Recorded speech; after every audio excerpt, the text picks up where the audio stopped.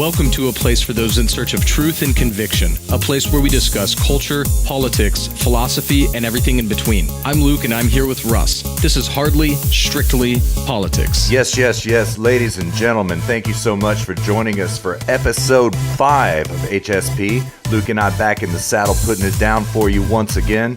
2 separate continents, 2 separate countries, 2 separate cups of coffee, and as always, 2 separate adult beverages. Luke and I getting lubricated for the World Cup final today. 2 drastically different time zones, very soon to be 2 time zones closer. 2 separate 3D waifus dragging us kicking and screaming away from our 2 separate microphones to attend 2 separate social events today, which, I'm just kidding, ladies, just kidding. By the way, man, how was your social event? Mine was lovely, man. How did yours go? It was good. I went to a wedding. And perfect, man. It's like perfect. 8.5 hours, man. These Germans, man, and their weddings. I know it, man. I know it. 2 separate minds, 1 collective voice, coming at you through your 2 separate speakers, left and right and stereo. Man, Luke, by the way, man, I want to hear about this wedding real fast, but do you hear this noise coming through my microphone right now? This absolute abject reverie going on outside my windows right now. Do you hear this? No, what's going on?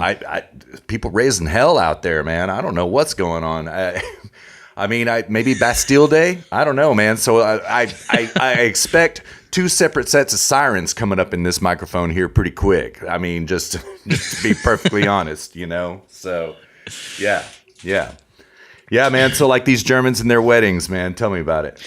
Yeah, dude. Not a very itinerant people. I'll put it that way. Yeah, you know, Americans, it's like it's like it comes out in every way, man. It's like dinner, and I don't think it's Germans. I think it's probably Europeans, you know, because like in America, it's like when we go eat dinner, it's like we sit down, we order, we get our drinks, we eat, we pay, we leave. Yeah. And the same thing is with a wedding. It's like you show up at the service, you get married, you go to the reception, you eat, you cut the cake, you dance, you have a few drinks, and you leave a couple hours later. That's exactly right. Yeah. But like in Europe and Germany, it is not that way, man. It's like you sit there at the table for like hours, but I mean, it's nice. It feels more like a family reunion than it does a wedding. Absolutely, you know? Man. Yeah.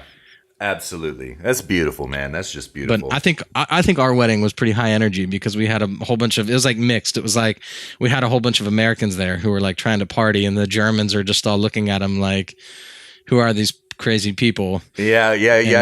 Well, I know a couple of stories about you having to tone down some of our rowdier friends, man. So like, I know about it, man. Yeah. Oh man. Yeah. But yeah, it was a good time though, man. Pretty tired this morning. Thankfully, I had to keep my I couldn't go too hard last night. I had to keep it down. I couldn't yell too much, talk too much, because I needed my voice. I needed to be fresh for this morning. Yeah, totally. So I couldn't like go be hanging around in the dance floor and like yelling at people and stuff. Yeah. My social event this evening was much more intimate. It was absolutely lovely, and it was, oh, come on, have another, and it's like, no, I can't be doing that tonight. I'm sorry, I gotta keep it down. To be ready for HSP number 5. Luke, can you believe it? We're at episode 5. What an achievement. Dude. Yeah, it's our first number milestone. Yes, man. it is. Feels great. Feels good, man. Feels good, man. Feels good. Yeah. Yeah, man. It's crazy. They do these first few shows have flown by, and it's so funny. The people listening, when you do these shows, I mean, you do one show and you put it up, and then you agonize over what the content of it is. Oh, I said this. Should we go in and cut it out and re-upload it? Right. You know, and now that we're at show 5, it's like I don't even remember what we talked about in show 1 or show 2. It's like I barely remember the last show. Yeah. You know, so it's just funny how much as time goes on, it just seems so much. I mean, if you go back and listen to it, it's like important stuff, and we always want it to be that way, but it's interesting how it becomes more fun and less stressful as the time goes on. So we just become more and more excited from episode to episode. Yeah, And absolutely. hopefully that'll come through in our voices Absolutely. and Breaking the saddle a ourselves. little bit more, man. Get that. Yeah, absolutely. Yeah, totally, man. Just yeah. like you said on the last show, man, we got to break the steed, Yeah, got to break. We're still breaking the steed, man. I mean, like, yeah. But the steed is cooperating a little bit more now, man. We're getting better. We're getting better. Yeah, I think so. Yeah, man. So Cool. Let's jump into it, man. all right. So, like, before we get into everything, man, just the 30,000-foot view. I just want to ask your opinion about things. What did you think about this week, man? Well, it started out pretty slow. Yeah, it was mercifully slow. I mean, it was SCOTUS appointment, and that was really about it for a minute. Yeah, and then I don't know what it was. Was it like Wednesday? It was like this happened, and then this happened, and all then hell this broke happened, and I loose. was like, Yeah. yeah, and I was just like, man, I was actually really excited because we didn't get to do a deep dive last week because there was too much stuff, and we didn't have time to spin off and do a separate show. And then, so I was really excited. I was like, awesome, we can like do a real good deep dive this week. And as it turns out, the same thing happened as last week. Our show has just been totally blown out with show prep from all the stuff that's happened this week. We even dropped a couple topics out. We're gonna cover all the important stuff, but this goes in the update section. But we are spinning off a second show this week. We are doing the deep dive in a second show. We've had some scheduling opportunities open up to your benefit. So though we aren't doing a deep dive this show, we are this week recording a second show where we will do a deep dive on. You want to break the topic, Russ? Well, should we spoil it? Okay, yeah, we'll spoil it. We're doing democratic socialism. Prepare yourself. Yes. Oh yeah. It's going to be good. It needs to be talked about. It does need to be talked about right now, man. This issue is hot. I mean, in the context of the Democratic Party basically going full on socialist, we need to get the truth out there before they, kind of brave new world the truth out of existence. They're moving from the realm of implicit to explicit. They're getting to the point now where they're just operating out in the open, and they can be explicitly socialist, and that's when stuff gets scary, man. Because it's not long, before you are even farther down this path from which we'll talk about it during the deep dive. Yeah, we'll talk about it. But yeah. You're right. Yeah. We'll talk about it in the deep dive. But everything you just said is 100% correct. Luke intentionally didn't spoil because you are going to be dying for this next episode to come out, and we'll get it to you in the early to mid part of next week. Yes, and it's going to be fantastic. So the reason we didn't put out a show this past weekend was because we had put out that huge long 3.5 hour show, and we were like, okay, we need to like take a break, give the and sort of regroup on this, and we were going to do a show 1 week after we released it, which would have been Tuesday. And the reason we didn't put out a show was because we needed to get back on a normal schedule again. Somehow we had gotten off on this like crazy schedule, and we needed to get back to weekend recordings. So that's correct. So we decided, since it was such a long show and we had this weird schedule, we decided to hold off and wait to record this weekend. So now we're back on a normal schedule, except for the deep dive, which we're going to do this week, but it's all good. Anyways. It's all good. Yeah. We'll make it good, man. We'll make it good. Yeah. So, yeah.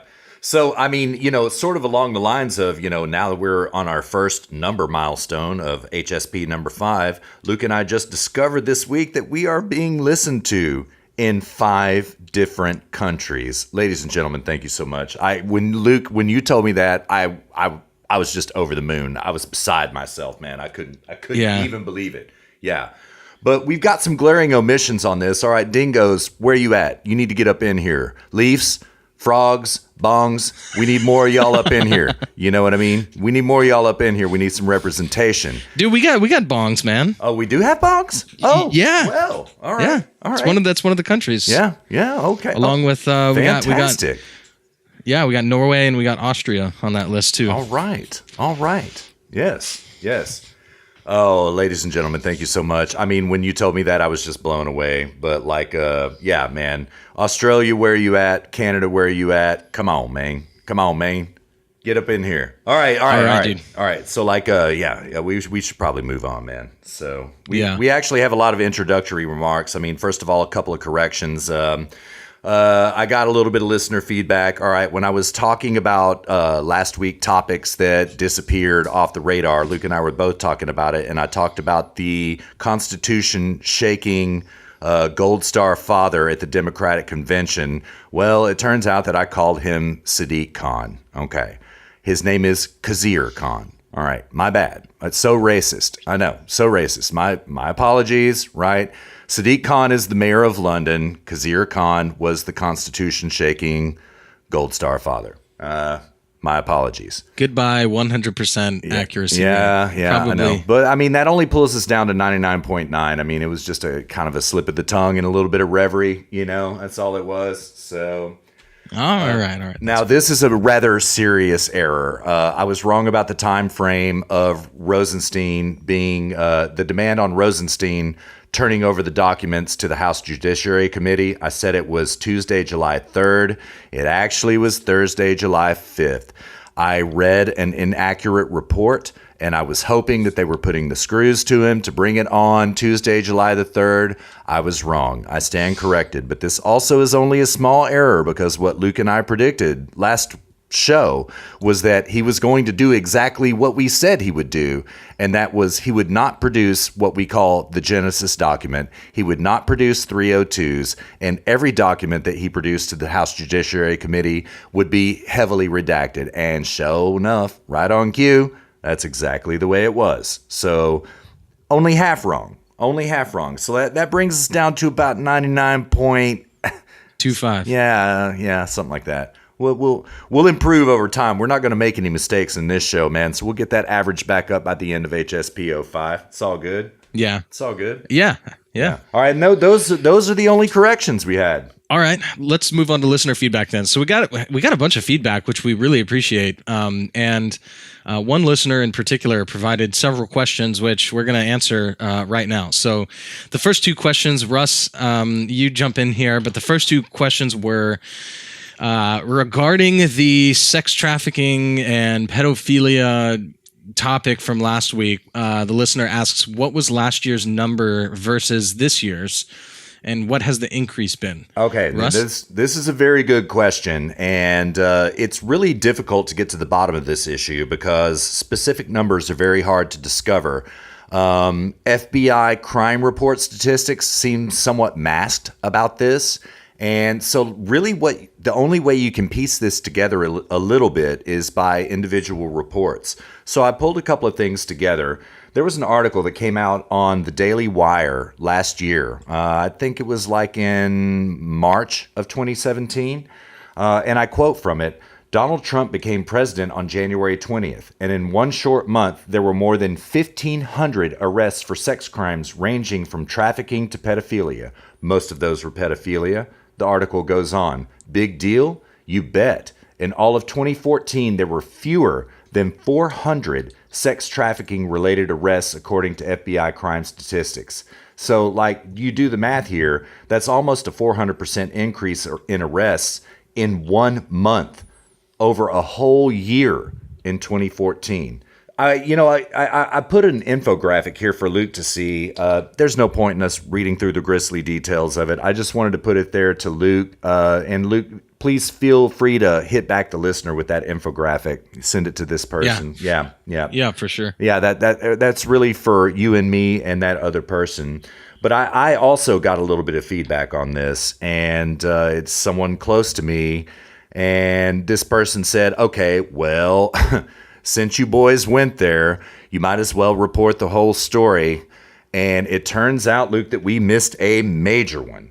And this person sent me that story. It was actually two stories. One comes from NBC News in June of this year. I quote, an internet pedophile ring with up to 70,000 members, thought to be the world's largest, has been uncovered by police, a security official said on Wednesday. 70,000 members. I don't want to read the whole article in the interest of time, but this network was housed in the Netherlands.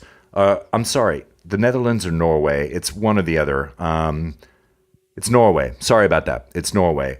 and a lot of people got busted in this.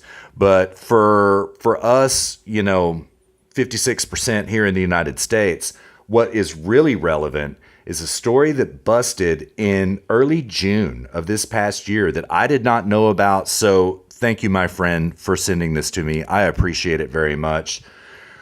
There has been no reportage about this story. Interestingly enough, Stefan Molyneux got it, Cernovich got it, and Cernovich tweeted on June 13th, 2,300 pedophiles were arrested yesterday at a massive nationwide multi-agency operation.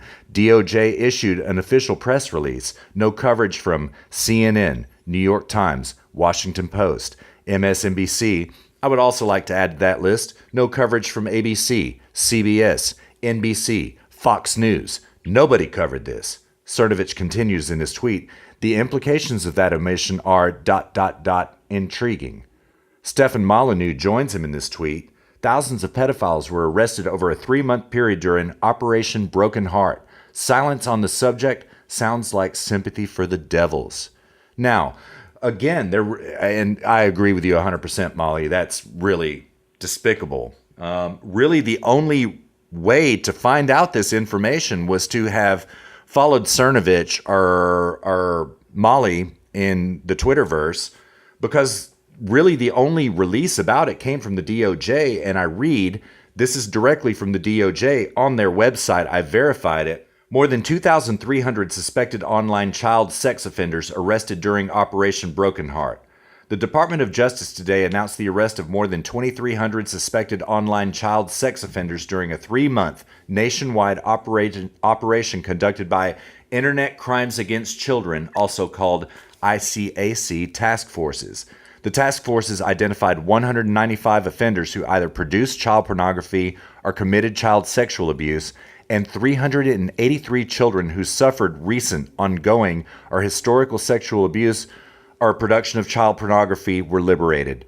The 61 ICAC task forces, located in all 50 states and comprising more than 4,500 state, federal, local, and tribal law enforcement agencies, led the coordinated operation known as Broken Heart during the months of March, April, and May of 2018.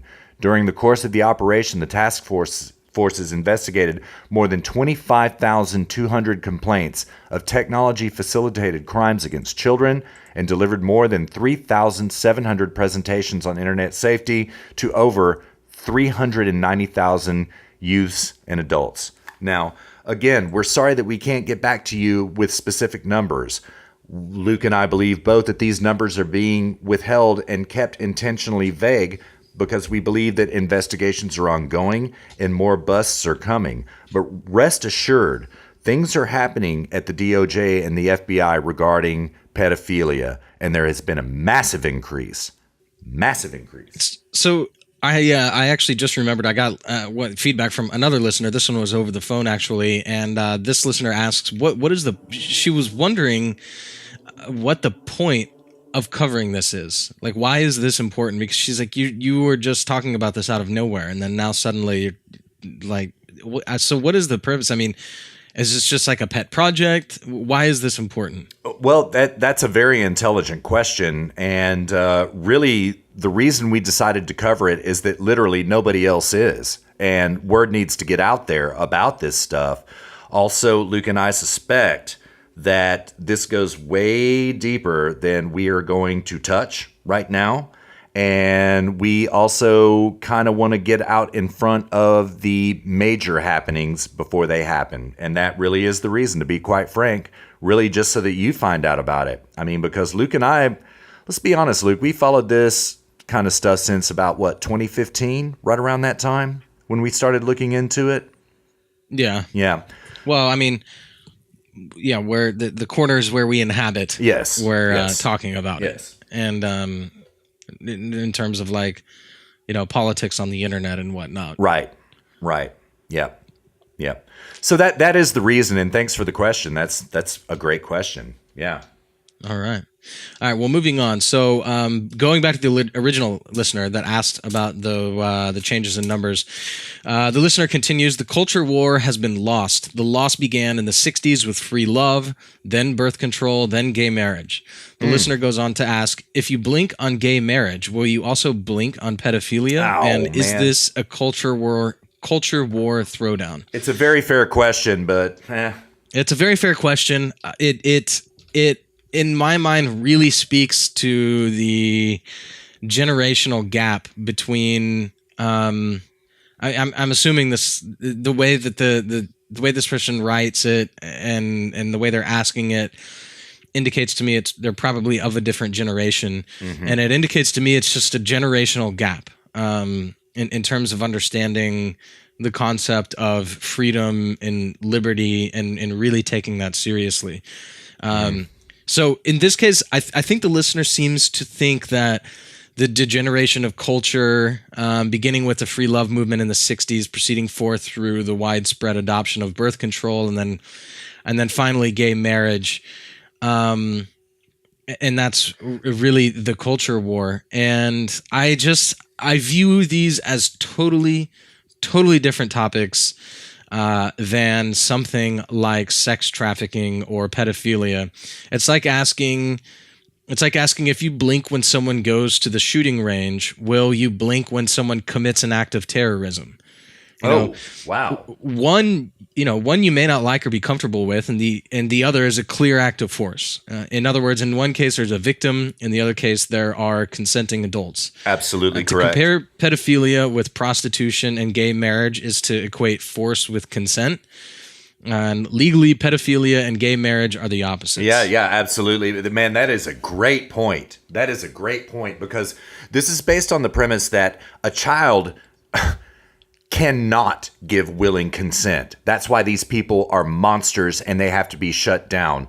Now, like a gay relationship, between consenting adults, that's a totally different thing, and Luke and I are pretty laissez-faire sort of libertarians in this type of respect.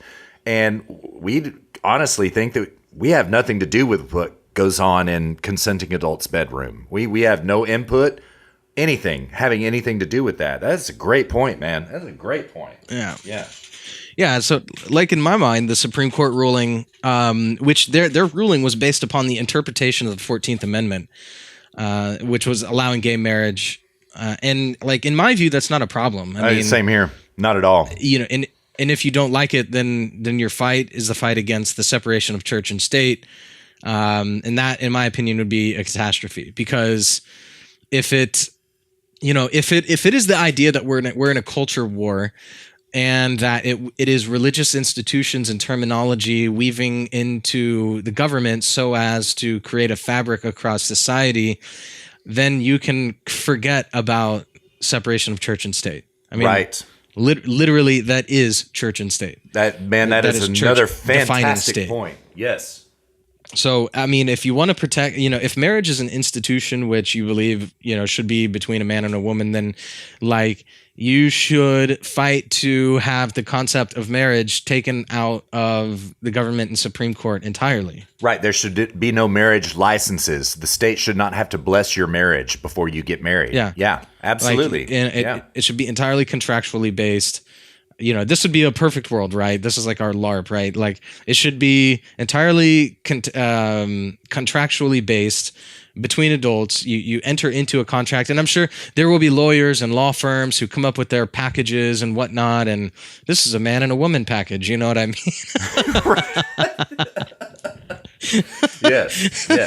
Yes.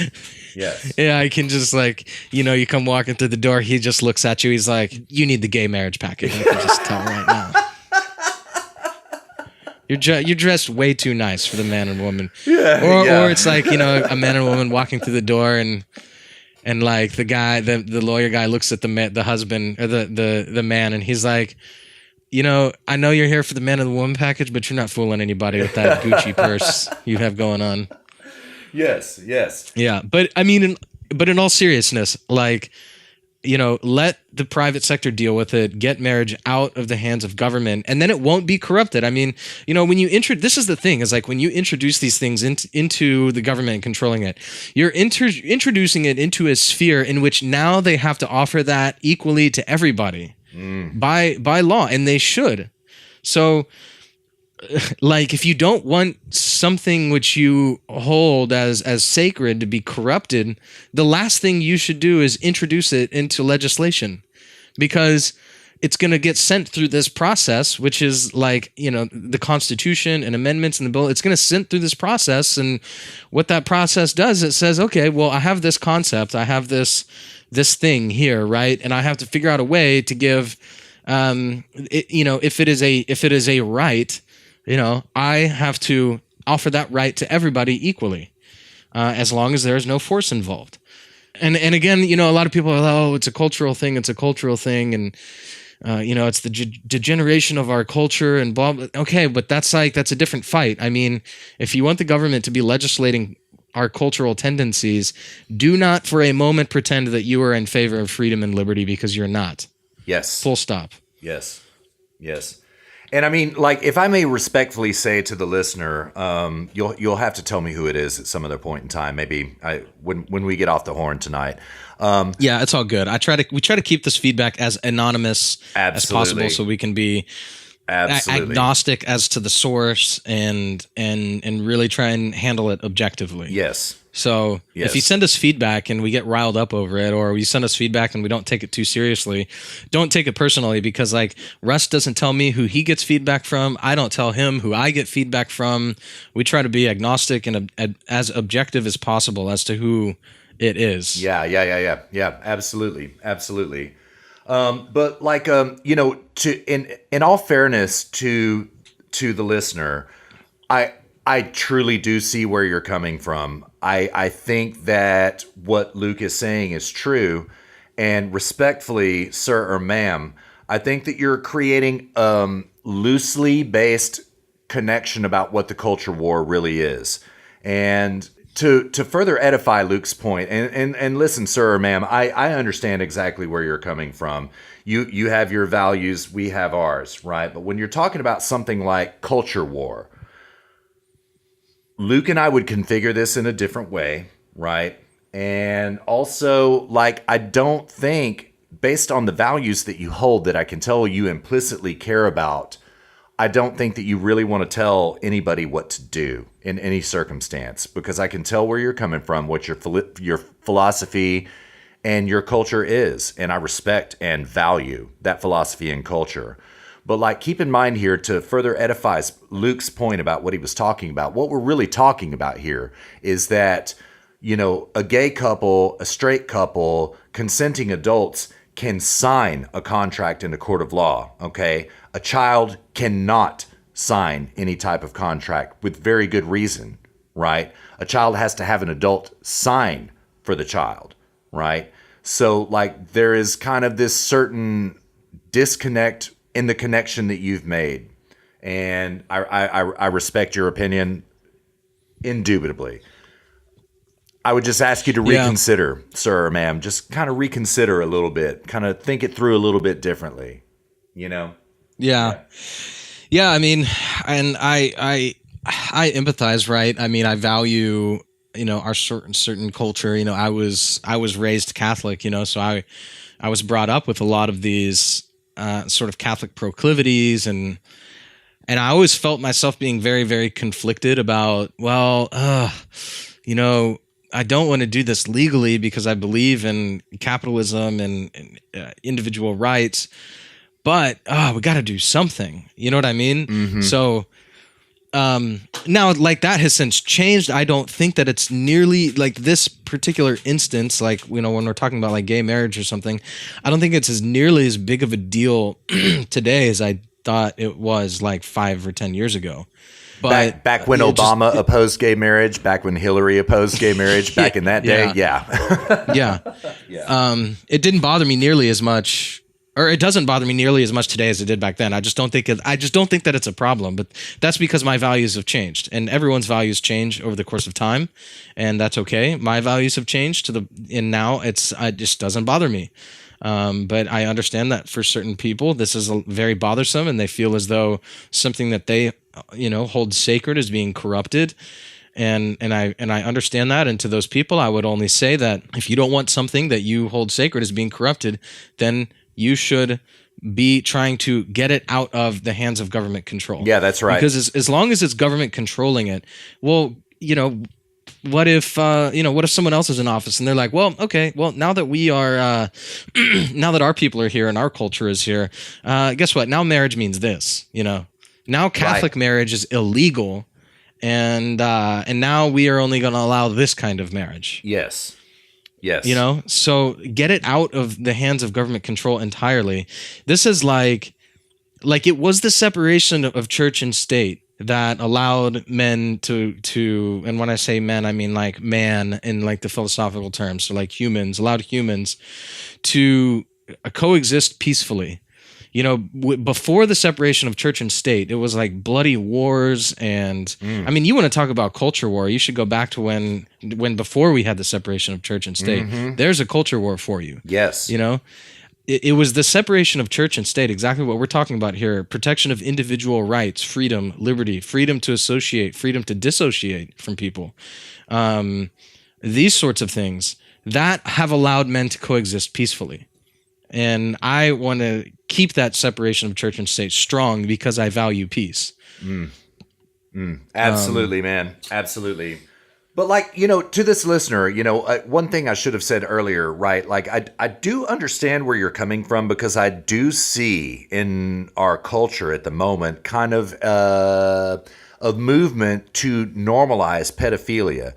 There was a Salon article that came out, I believe in 2015, that Luke and I discussed at length back in the day, where this stupid bastard comes out and says, okay, yeah, I'm a pedophile, but I'm not a monster. Yeah, you know what? You are a monster and you need to be put down, bro. And don't be trying to tell me you're not a monster. Don't be trying to tell me you've got your impulses under control. That doesn't matter. If you are a pedophile, you are a monster. And so Salon Magazine and a couple of pieces in WAPO and the New York Times have tried to kind of normalize this.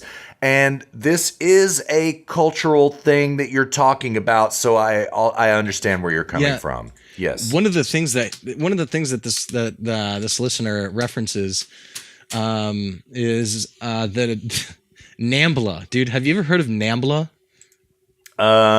Yes, I have, but I can't remember. What is it? Get this. I'm gonna send you the Wikipedia page in chat right now. Is it the National Association of Man-Boy Love or something like that? Yep, the North American Man/Boy Love Association. So I get it. I get that there are people out there who are trying to normalize this. Look at this. Okay, NAMBLA's website states that it is a political, civil rights, and educational organization whose goal is to quote whose goal is to end quote the extreme oppression of men and boys in mutually consensual relationships. What we were talking about is that there is nothing consensual about this. Yes. Right? And what we're saying is that it's the difference in consent. It's the difference between force and consent that separates something like this that makes this distinct from something like gay marriage or prostitution or any of these other things, which, we can have a conversation about that. We can talk about how to address that and deal with it. But it is decidedly different from and distinct from something like relationship between an adult and a child. There's no consent there. That's my point in saying all of this. This is not a cultural thing. This is a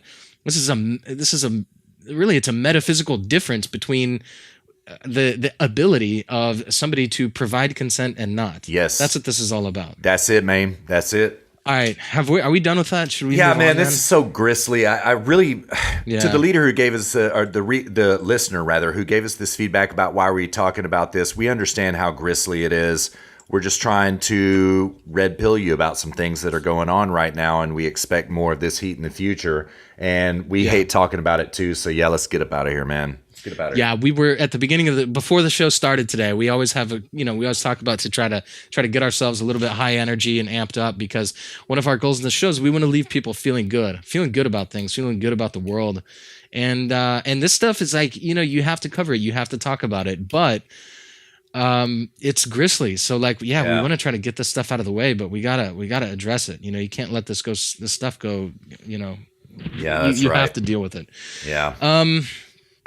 All right. Well, the listener, so he has a couple more questions. Let me just knock these out. There's 3 more questions. Oh, okay. The listener closes out this feedback by asking, we've already lost it in gay marriage. Are we going to lose on this too?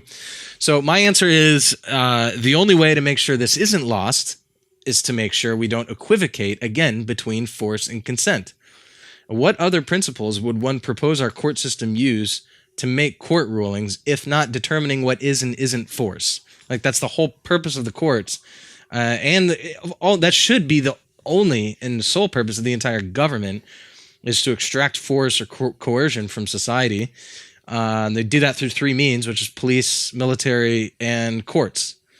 And what is the purpose of the court if not determining what is and isn't force? That's right. Yes. Now, I want to address something before it even comes, before anybody comes back with something like this. They say, well, what about Obamacare? That's like tons of force there, and that's true, and I agree with you. And they ruled in favor of Obamacare, but it's possible to want the Supreme Court to rule on this same principle all the time and not just some of the time. So I'm as against Obamacare as I am against these other things that involve force. Oh, that's a great point, man. Huh. So they go on, what do you think one's personal morals should be? I think there are some universal values and virtues which I'm confident would prove to be needed by and held by an individual in order to build and sustain a happy life. These things could include values like justice, in other words, like one getting what one deserves, productivity, purpose, reason, self-esteem. These are, you have like personal values. I like to go fishing. I like to have a nice car. And virtues like this, virtues being activities, value being, things that you want to gain and keep. So like, I think there's personal virtues and values, and then there are universal virtues and values. And the universal virtues and values are, reason, purpose, self-esteem, productivity, pride, stuff like this. That's universal. It applies to everybody. And I think that those are universally needed in order for an individual to build and sustain a happy life. But beyond you, and this is where life gets exciting, is that the rest is up to you to figure out what it is that you value, how you want to live your life. And you have to figure that out. You have to think, do you like to go fishing or do you like to go snowboarding? Okay, well, go live in Colorado. You can do both. You know what I mean? Yeah. Do you like the beach? Well, don't go live in Colorado. Go live in California or Florida or something.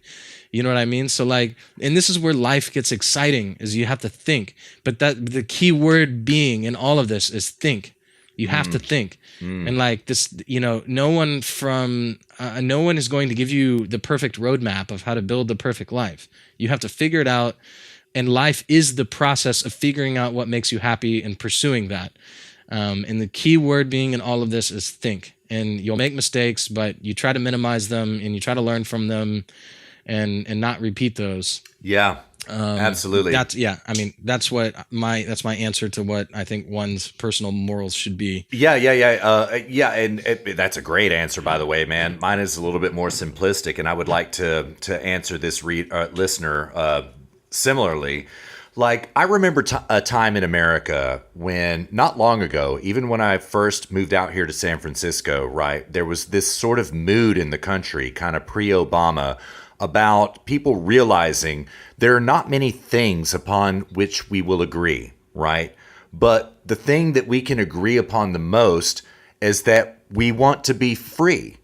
We want to be free to pursue our lives and to think the way that we think and to do the things we want to do and to own the property we want to own. We want to be free. And your freedom Even though, I may disagree with you politically, I may hate your guts, right?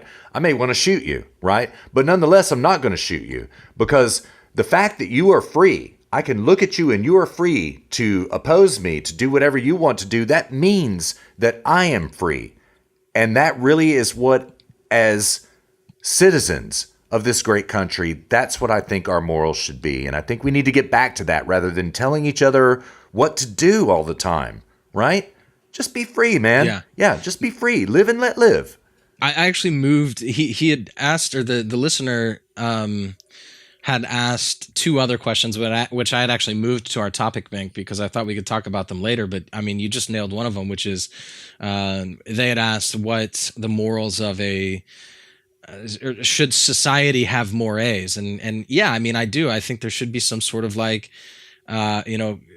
culturally, I mean, Americans have a culture. We have a culture around business, freedom, taking pride in having built something and enjoying life, and by the way, like a lot of the stuff on morals and philosophy, like I get it from objectivism. I don't know that I would call myself an objectivist because I just don't really have any objectivist friends, except for one. I also don't want people to think I'm like just plagiarizing something and I just came up with all this on my own. And we can talk, more about that later at some other point. But I just wanted to throw that out there. But yeah, I mean, so in like, in a lot of objectivist text and material, you'll read about like this American sense of life.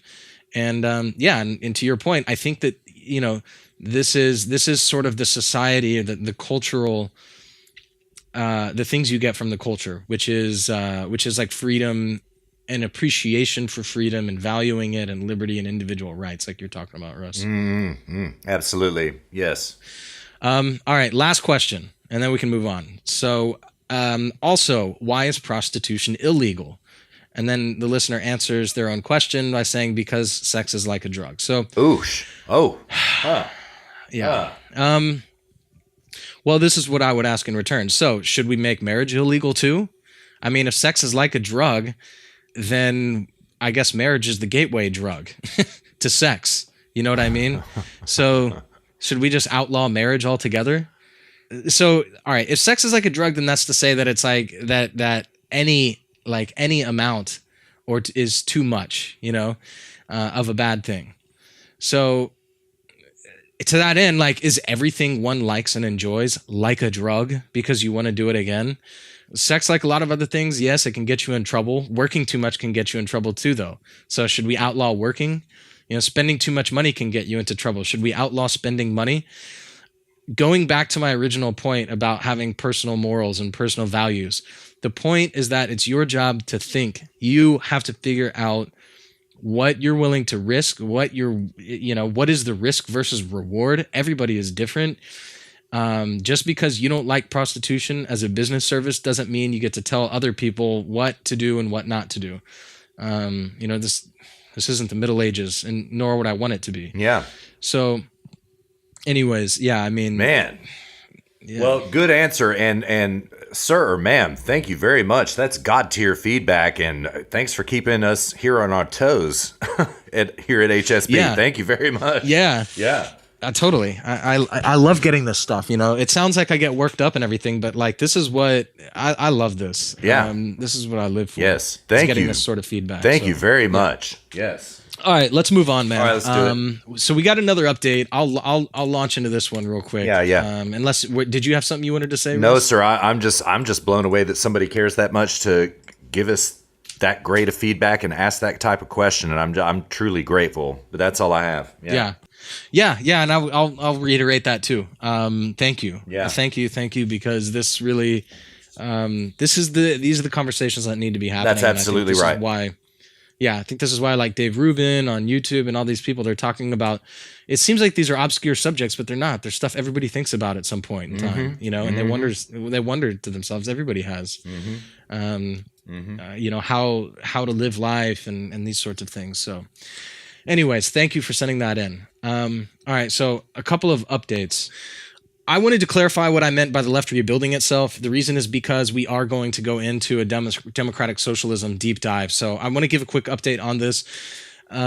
which is really more of a clarification than it is an update. So was it last show? Yeah, last show we talked about the left rebuilding itself, which is sort of, they had this meltdown. We talked about this. They had this meltdown during the presidential elections where Bernie got cucked by Hillary and was out of the race, and then the left melted down because they don't have any ideas.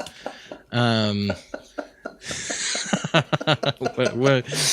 so funny? Man, I'm just laughing because Bernie did get cucked by Hillary, dude. I mean, God, he got robbed, man. Poor so bastard. Bad. Yeah. Anyway. Dude. Yeah. So bad. All right. So that led okay. And I think the reason this is the clarification I want to add, right? Which is not, note here that it's not a correction. It is very much a clarification. So Obama's presidency was sort of like this "we did it" moment. It was like we got him into office, we got Obamacare pushed through. They laid low for his second term in hopes that they could, they got BTFO'd in the 2012? No, 2010 midterms. Yes. They got BTFO'd. And so they basically rammed through Obamacare, got everything, done, and then just laid low for the whole rest of the time. But the thing is like during that time, they didn't really think about anything. They didn't do anything. They basically just went dormant and tried to hope that everyone would forget what just happened and it would be normalized, and then they can continue along with business as usual, which is, not a bad strategy, but it failed miserably. Now they have to come up with new ideas. They have to come up with bigger ideas. The question is why? So, which, before you get into that, they are entirely failing to do. There are no ideas coming out right now. Anyway, we'll get into that in this next deep dive we're going to do, and we'll talk a little bit about that in this show, but we really kind of talked a lot about it in the last show. Anyway, sorry to interrupt, man. Sorry. Yeah, no worries. So by the okay, so what you had during this whole time is what's funny is that the left failed to rebuild itself, and meanwhile the right, these idiots on the right, these cucks on the right, is when we say cuck, we mean somebody cucking on their principles. Yes. And the right just showed themselves, they just showed their true colors, because all they had to do was basically not do anything, just like the left. That's all they had to do. But instead they did the worst thing they possibly could have, which is, well, oh my God, they got all this done. Maybe we should just be them. We need to be more like them. That's obviously what people want. So, and since they don't have any principles to stand upon, or at least if they did, they're not really principles because they're willing to cuck on them. So they started moving to the left. They basically became the left. And by the 2016 elections, you had the right as the left. Yeah. And the left, whose position is normally just, we're not them, is left with nothing. Yeah. So their success was dependent upon the right being basically idiots. was their ace in the sleeve, and so I can't even believe I'm having to say this. Yeah. My theory is that, and then we could talk about why the right has no principles. This is a totally different topic, which now you have to go deep into history and you have to talk about Christianity and all this other stuff, and it's going to be very controversial material, which we could talk about at a different day. But so my theory is that this is a natural progression of the right moving to the left because the right has no moral principles on which they stand. And of course, their ideas.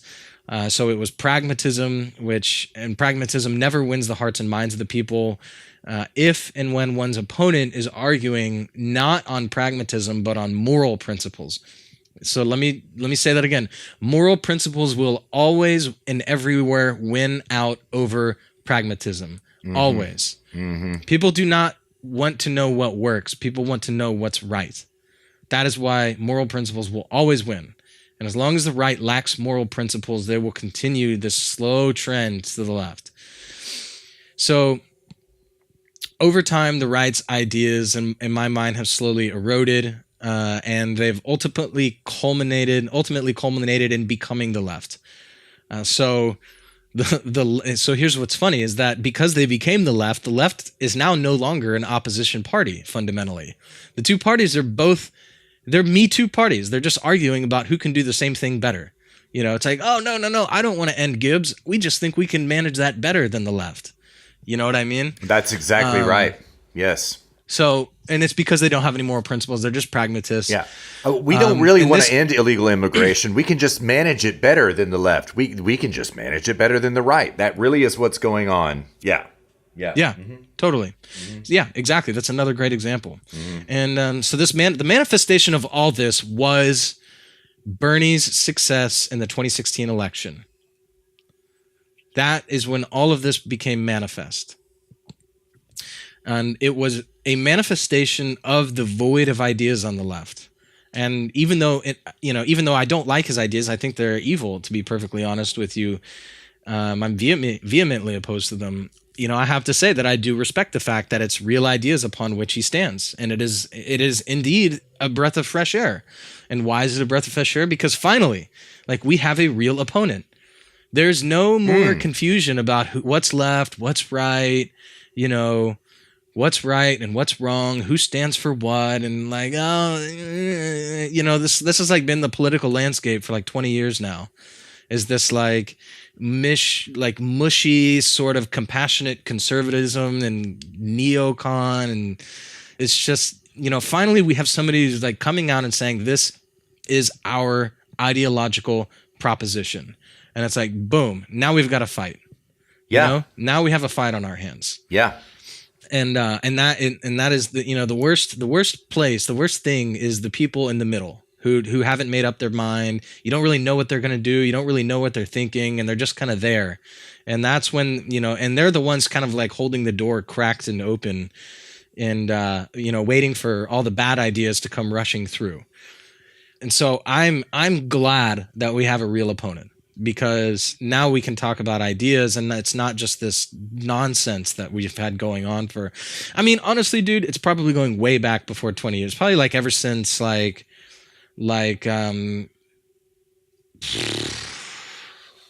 even predates FDR.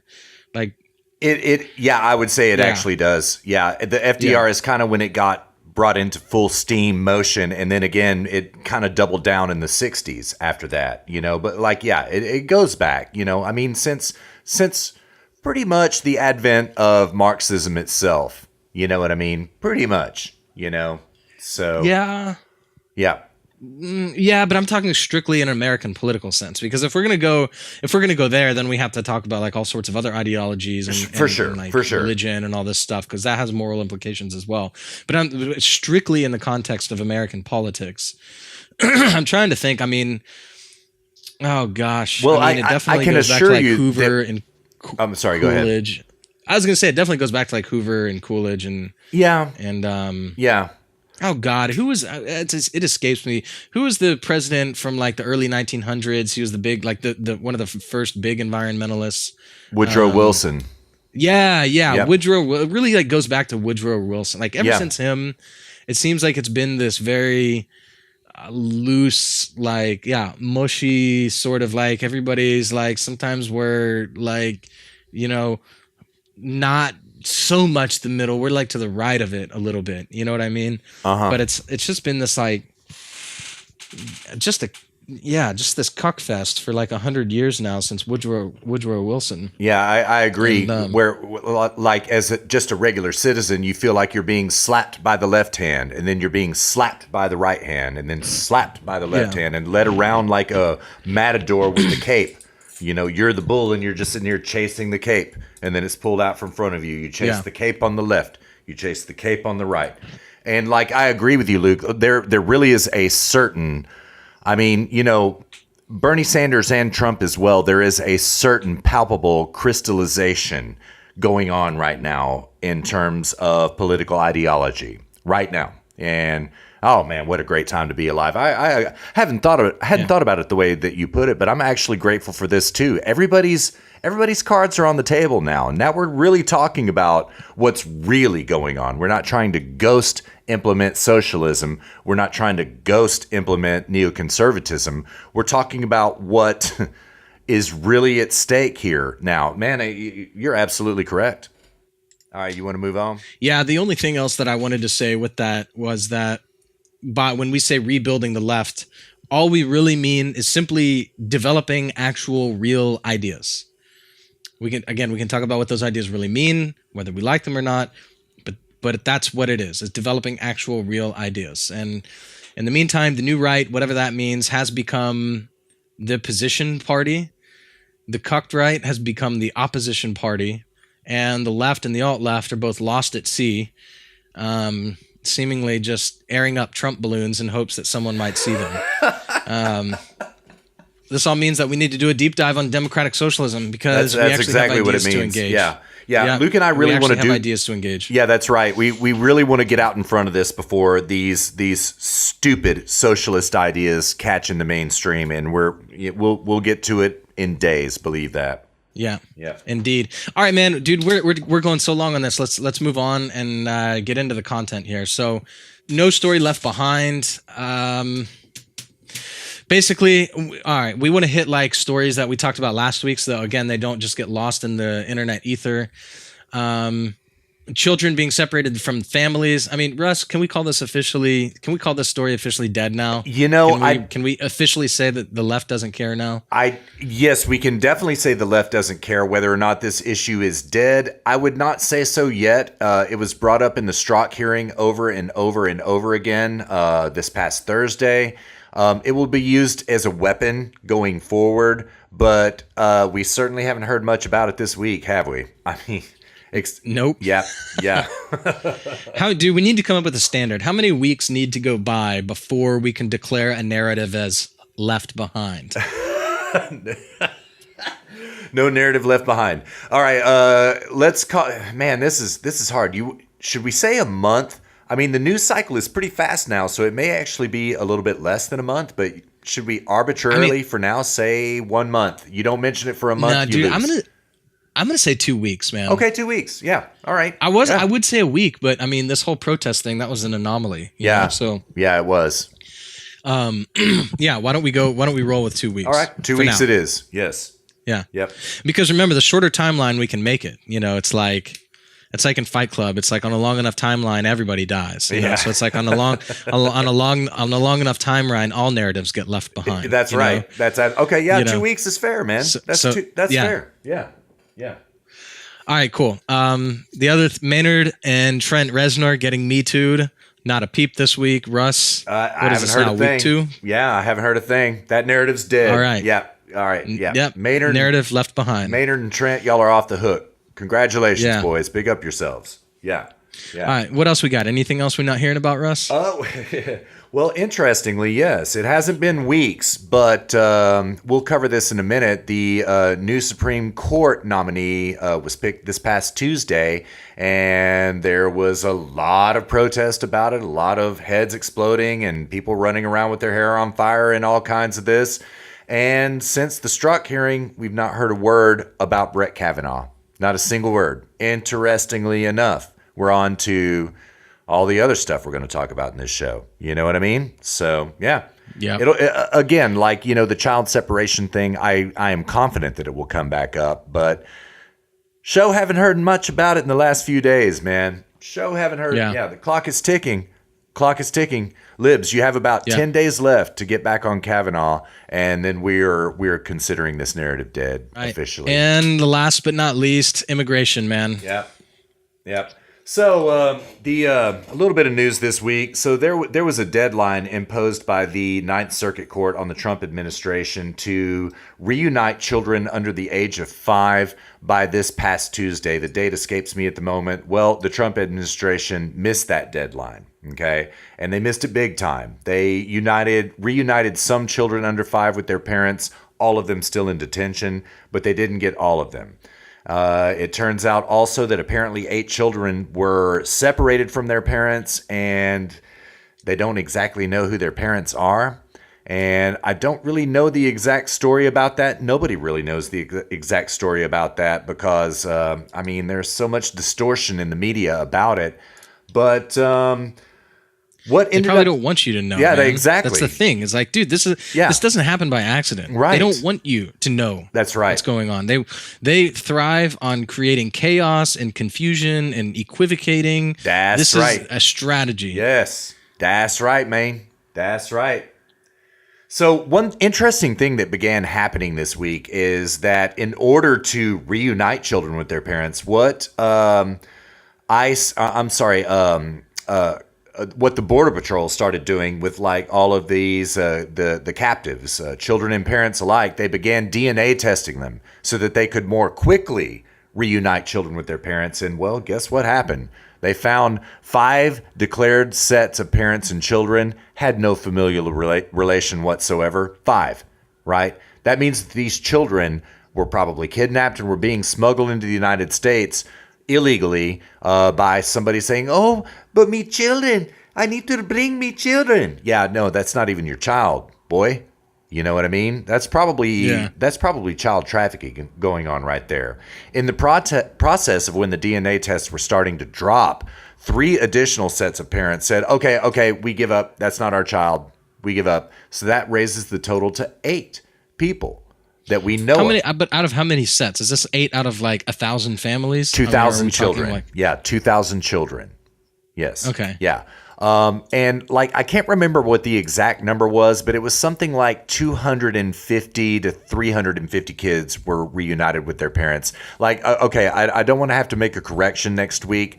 I'm just trying to vaguely recall the reportage from it, but it's about in that number in the 3-digit figures of children and parents who were reunited. But like, it's not a fact of, It's really a fact of processing at this point, and the Trump team the administration rather, they just missed the deadline. It was just too much work to do. It was a really strict deadline that the Ninth Circuit Court dropped down anyway, and they did their best to meet it, but they just missed it. That's what happened. Yeah. Yeah. So I guess what you're saying is that like as the processing goes on and the processing continues, basically more of these might continue to occur. In other words, like this number 8, it may just go up as the families and children get processed through. Yes, sir. I would expect that to increase exponentially. Okay, got it. So it's not like all of them got processed and then 8 out of 2,000. That's correct. Because that would be totally unremarkable in my opinion. I mean, obviously it's awful that happened to these children, but it would be also unremarkable and not really worth talking about. Right. Right. In other words, it would be an exception, right? Yes. But what you're saying is that most of them haven't been processed, and so that's 8 out of however many have been processed. That's correct. So let's go ahead and assume 250 for the sake of simple math. That's about a 4% lying rate that we have going on right now. About 4%, a little bit less than 4%. Yeah. I would expect that number to increase a lot. So. Yeah. Yeah, because those first 250, were they DNA tested? I don't think so. See, I would wonder if you could go back and I wonder, I mean, now that they think that they're going to get DNA tested for this, I wonder like if people are going to just start turning them out, I don't know. I expect more confessions. Yes, sir. Yeah. Exactly so. Yeah. All right. Yeah. So Trump had a comment on the matter this past Tuesday, the same day that Kavanaugh was nominated to the Supreme Court. They were like, Mr. President, what is your solution for child reunification? He says, don't come to the United States illegally. That's my solution. Oh my God, man. I mean, look, dude, I sympathize with wanting to make your life the best that it can be, with wanting to do what you need to do to get to a safe environment where you can become productive. So it's like, on the one hand, I sympathize with people wanting to come to this country, but on the other hand, it's like we have to have laws. You know what I mean? Like we have to have laws on the books regarding immigration, and we have to enforce those laws. United States is the only country in the world where nobody complains. I'm sorry. It's the only country in the world where everybody complains or anybody complains about immigration. You know what I mean? Like, but nobody does. Try immigrating to like Australia, Singapore, crying out loud. I have personal experience with that. Try to get into Singapore. Guess what? Your chances are absolutely 100% zero. Those are your chances. Yeah. Yeah, unless you're like sponsored by a company. That's correct. So like, don't conflate, what we're saying with we don't have sympathy for people trying to make their lives better. I'll speak for myself here, Russ. I think there should be laws in the books, and then we should enforce those laws, and we should discuss what the laws should be. Well, that's open for discussion. What's not open for discussion is we have to enforce the laws, and we can't have people crossing over illegally, not knowing who these people are, if they are violent criminals, if they have communicable diseases. That's my take on it. Yeah, I don't know if me that too. accurately reflects your position as well. Somewhat. I'm a little bit more hardline on it than you are. Basically, because I'm at my wit's end of this going on for so long now, right? Like I know many illegal immigrants, illegal aliens. Let me correct myself. And I know a lot of people that came to this country legally, and it was a painstaking, expensive process. And I happen to know that they are really pissed off about this illegal immigration situation. And, I am like you, man. Again, I know many, many, many illegal aliens, and I like them. I really do. And I sympathize with their desire to make their life better. But I just really kind of think at this point in time, they need to make their life better in their own country. Make your own country better, bro. You know what I mean? Come on. You know what I mean? Really. That's what you should do. Yeah. So, and, but like every other thing that you said, I agree with. We have a massive spike in typhus because of illegal immigration. We actually have bubonic plague in the United States again, and most likely it's because of illegal immigration. I don't have sources pulled up for it at the moment, but this has been breaking over the last 4 months or so. And yeah, man, that disease thing is a problem. I mean, what if somebody with Ebola comes in? I mean, we've got a disaster on our hands at that point in time, So, yeah. So that's about all we got on immigration, man. You wanna move on to SCOTUS? Yeah, let's do SCOTUS, and then let's run to break. We're doing good on time so far. At first, good. I thought we went long on update, but I think we're good, man. Yeah, if we okay, jump to good. SCOTUS and then go to break. Good, yeah, let's do it. There's been so much going on with the SCOTUS pick. Like also the Strzok hearing. It's been so spammed out in the media. We're going to cover it loosely, but there are a couple of observations that Luke and I have made that we think are very salient and unique, if I do say so myself. So, just to kind of briefly highlight the SCOTUS pick, well, it turns out it was Brett Kavanaugh. Luke and I had heard rumors that it was going to be a woman. We all know who that is. But it turns out it wasn't. It was Brett Kavanaugh. And you know what? Overall, man, I think Brett Kavanaugh is a great pick, man. I mean, he's solid on the Second Amendment. He has written an opinion that I know about. I didn't read the entire opinion, but there was one thing that he wrote that I thought was a little bit shady that I've read reports of, and he did advocate collection of metadata from cell phones. And yeah, I don't like that. I don't like that a damn bit, man. And this is something Luke and I have been wanting to cover for a few weeks now, was internet surveillance, because there's been a lot of development about this. We just haven't had time to get to it because the news cycle is so crazy right now. But Kavanaugh maybe kind of sort of in this surveillance camp. You know what I mean? But what he is a strict constitutionalist. He is not anywhere near as naturally conservative as what I would say Gorsuch is, not even anywhere close. And I really think that the left should be kind of pleased with this pick because, I mean, listen, Trump is in power now. This is his government. It's entirely his call about the nomination. And leftists, it could have been a lot worse for you than what it turned out. Well, it's not entirely his call because he could have nominated somebody. Well, I mean, because they have to be approved. Yeah, they have to be ratified in the Senate. Yes, that's correct. Yeah. Yeah. Mm-hmm. Yeah, so it's not, I mean, it's his call who he nominates, Yeah. but Yeah. but then they have to be approved. But yeah, but I mean, dude, like going back to what you just said, it's like you see these signs, man. It's like, yeah, dude, it's so obvious. It's like yes. Their whole shtick is outrage. Oppose. No matter what, just oppose. You know what I mean? Yeah. And I mean, again, it's like, yeah, no ideas, nothing. Yeah, Just absolutely. oppose. You know, just my feels. Just my feels. Yeah. That's it. Speaking of that outrage, Luke, I've got a little bit of a quick montage here I want to play real fast. This went down in front of the Supreme Court. It was a totally staged protest. They all had pre-printed signs. I mean, Luke's looking at the graphic right now that we have here in our show prep. It says #Stop Kethledge, #Stop another sign, #Stop Hardiman, and a third sign, Stop Kavanaugh. So they had all these.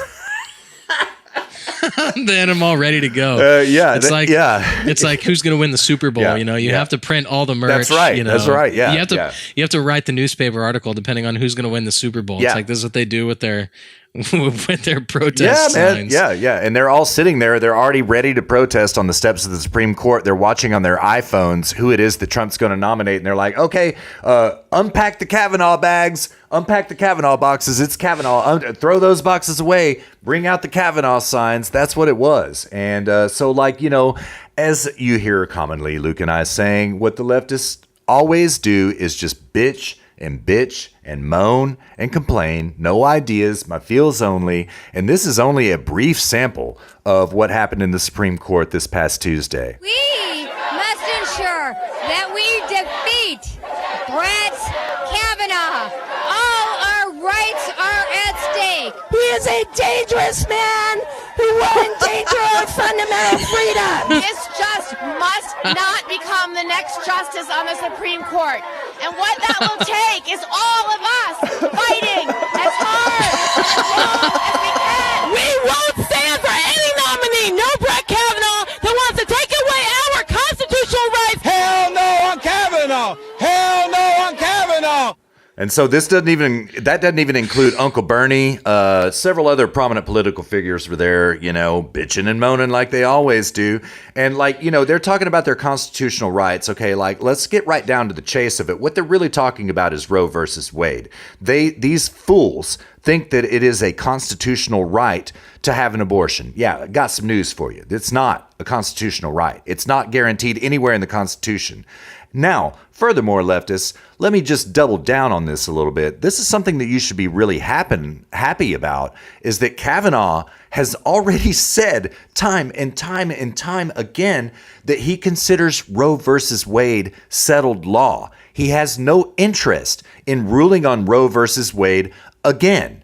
Stop and think about that for a minute. That means that if somebody on the right brings up a Roe versus Wade lawsuit and it actually does get past district court, past appellate court, up to the Supreme Court, probably Kavanaugh is going to vote against it even coming before the Supreme Court, right?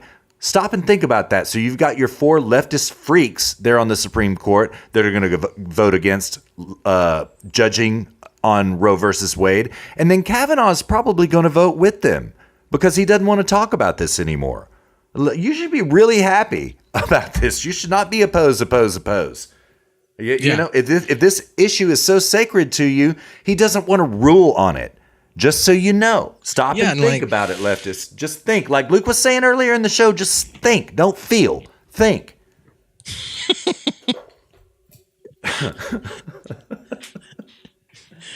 I feel, therefore I am. Yeah.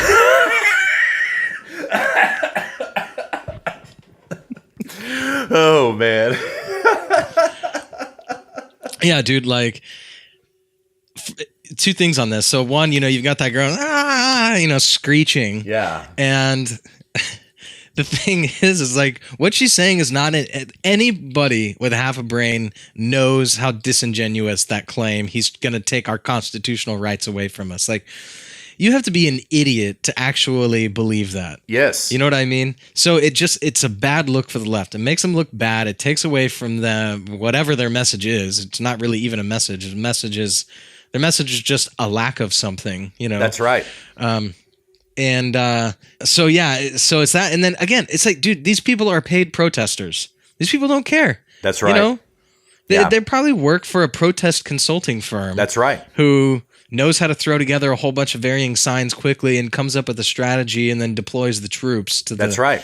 To the lawn of the White House. These people, they just show up and they just say whatever they're told to say and just be mad be emotional. They're paid actors. They're probably like failed actresses and actors like that in LA or something. Right. You know, it's right. like, Between that's gigs. Where paid protesting is where actors go to die. Yeah, right, You know what right. I mean? Yeah, man. I mean, probably so, including Uncle Bernie himself, speaking of paid actors. But yeah, man. I mean, you're absolutely correct. And also, I would suspect there is no proof of this. And so I probably shouldn't say it. But I would suspect deep pockets funding this protest along the lines of people like George Soros, people like that are funding this. That's my bet, you know? Yeah, I mean, I have no idea who's funding it, but I mean, yeah, it's somebody with some money. Yeah. Because somebody has to pay for these people. I mean, even if these people aren't paid protesters, you know, they still have to come from somewhere, which is That's like right. not an office where they work. That's right. You know what I mean? So Yep.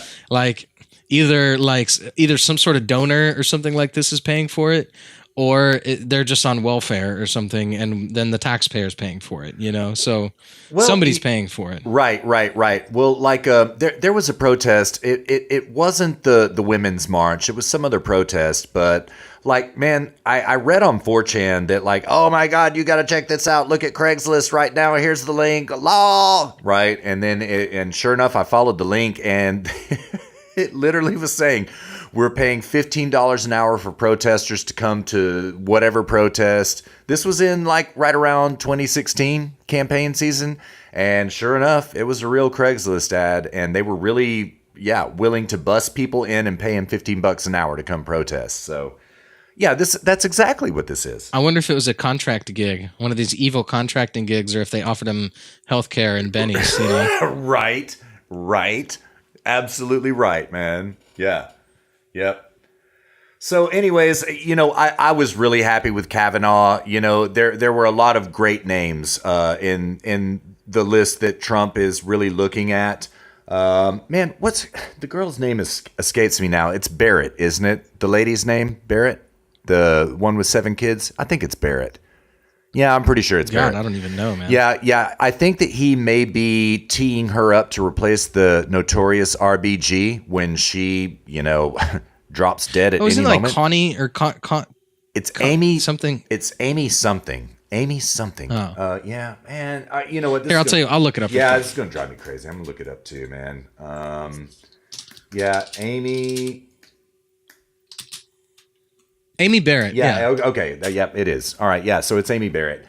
She also would have been a good nominee. I preferred Kavanaugh. I was really thrilled with the president's choice about it. And like, I guess really the last thing I have to say about it is that I guarantee you, dollars to no nuts, 100%, he gets confirmed by the Senate. No doubt in my mind, he will be confirmed by the Senate.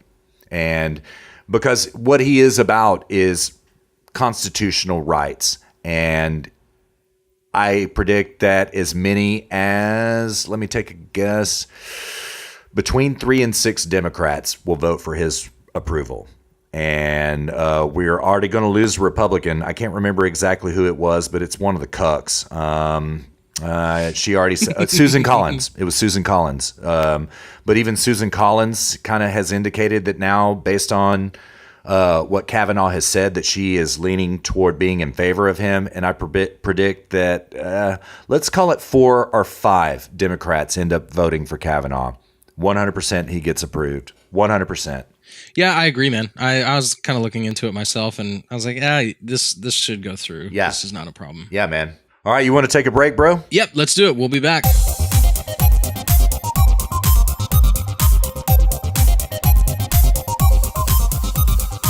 All right, everybody, welcome back. Russ and I are high energy, ready to launch into our second segment.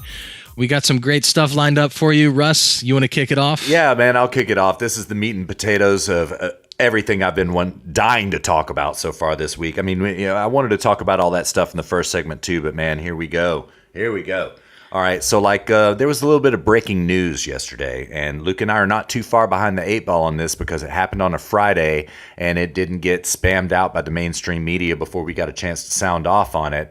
My source for this is on Zero Hedge. That's where I learned about it, and it turns out yesterday, Rod Rosenstein had a press conference announcing that 12 Russian intelligence officers are now indicted in the Mueller investigation. I quote from the Zero Hedge article. The DOJ announced charges against 12 Russian intelligence officers for hacking offenses during the 2016 presidential election. The indictments were announced by Deputy AG Rod Rosenstein as part of Mueller's special counsel probe is what that should have said, into potential coordination between the Trump campaign and Russia. Now, here's the kicker. The Russians are accused of hacking into the computer networks of the Democratic National Committee, the Democratic Congressional Campaign Committee, and the presidential campaign of Hillary Clinton, and then releasing stolen emails on the internet in the months before the election. Of course, that probably means that someone at the DOJ has access to that DNC server, which oddly, nobody from either the CIA nor the FBI had asked to see at the time of the hack.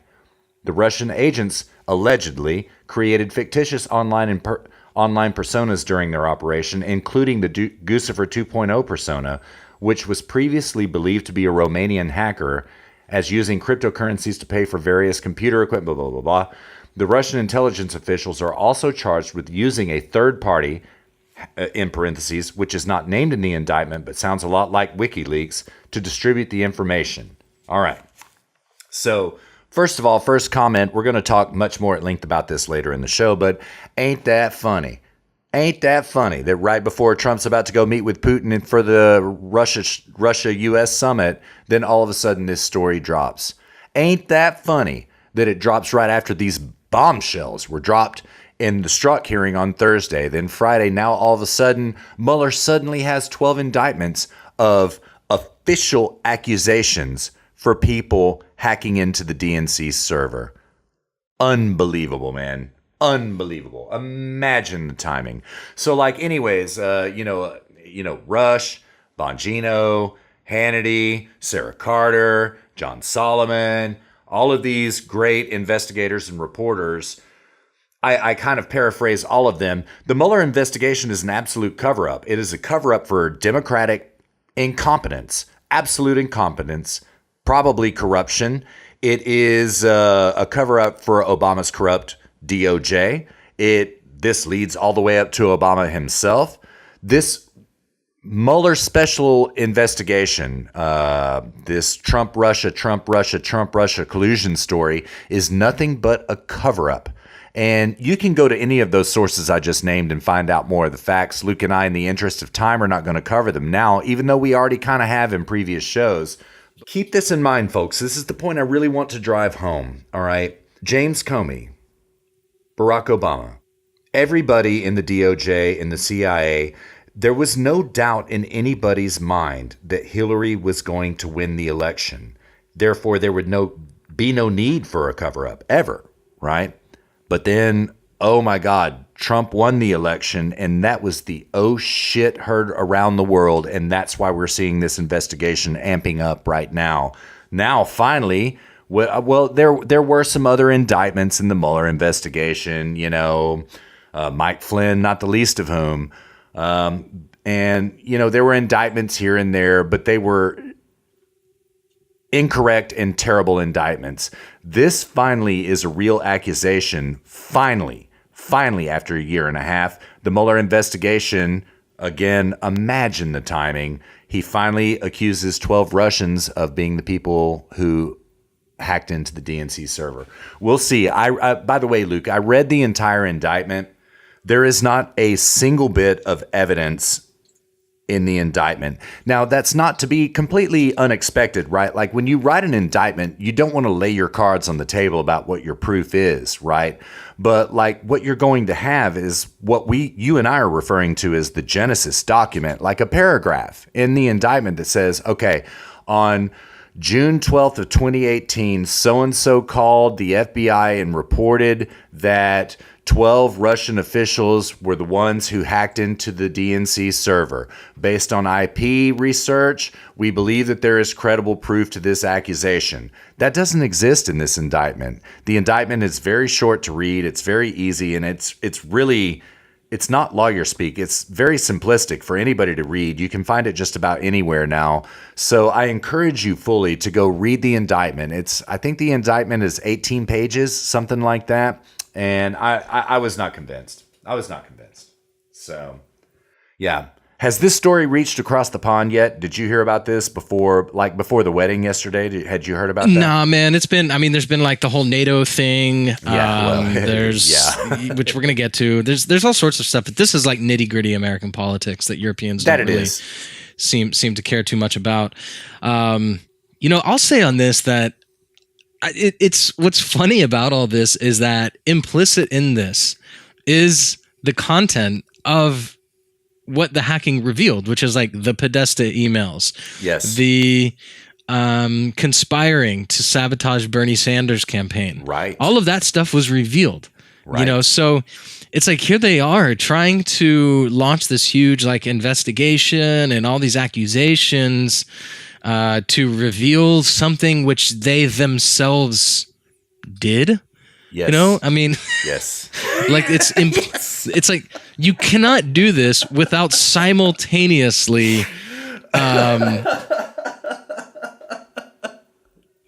it's like they'd be better off pleading the fifth. Plead a fifth. You're right, man. Perfectly put.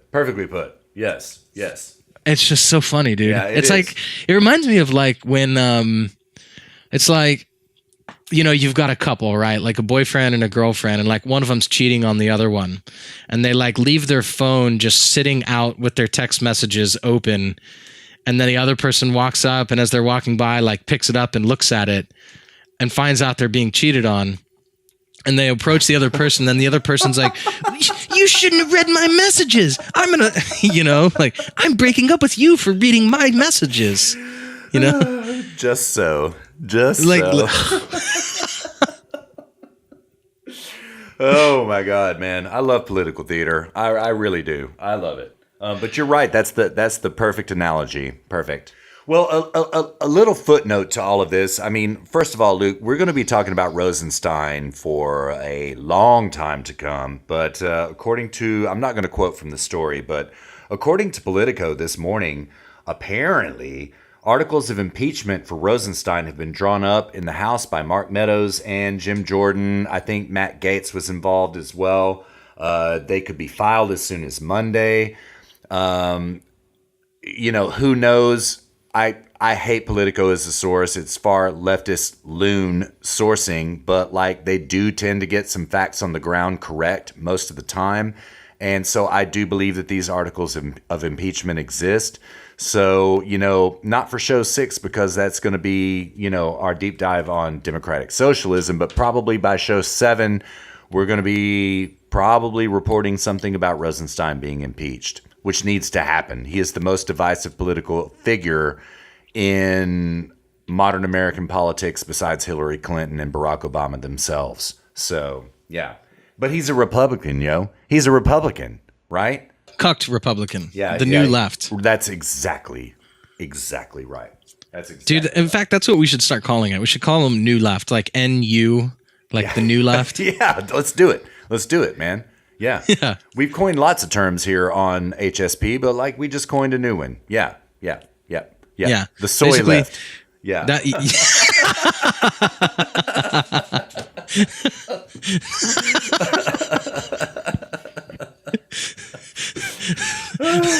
Or should we call it the soy right? Yeah, both, man. Yeah, the soy left and the soy right. Yes. Oh yes.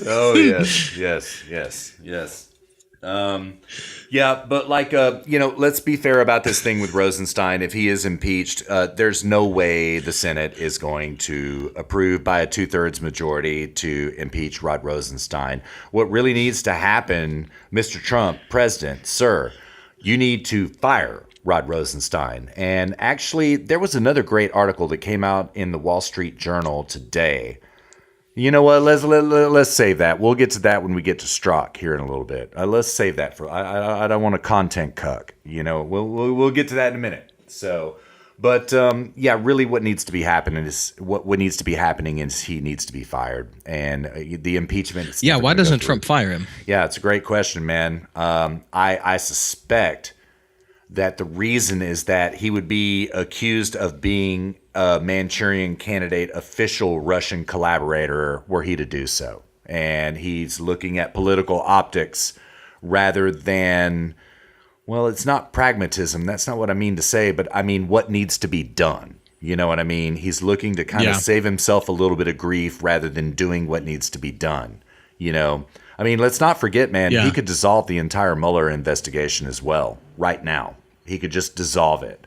But like he would literally be accused of being literally Putin if he did that. You know what I mean? So, yeah.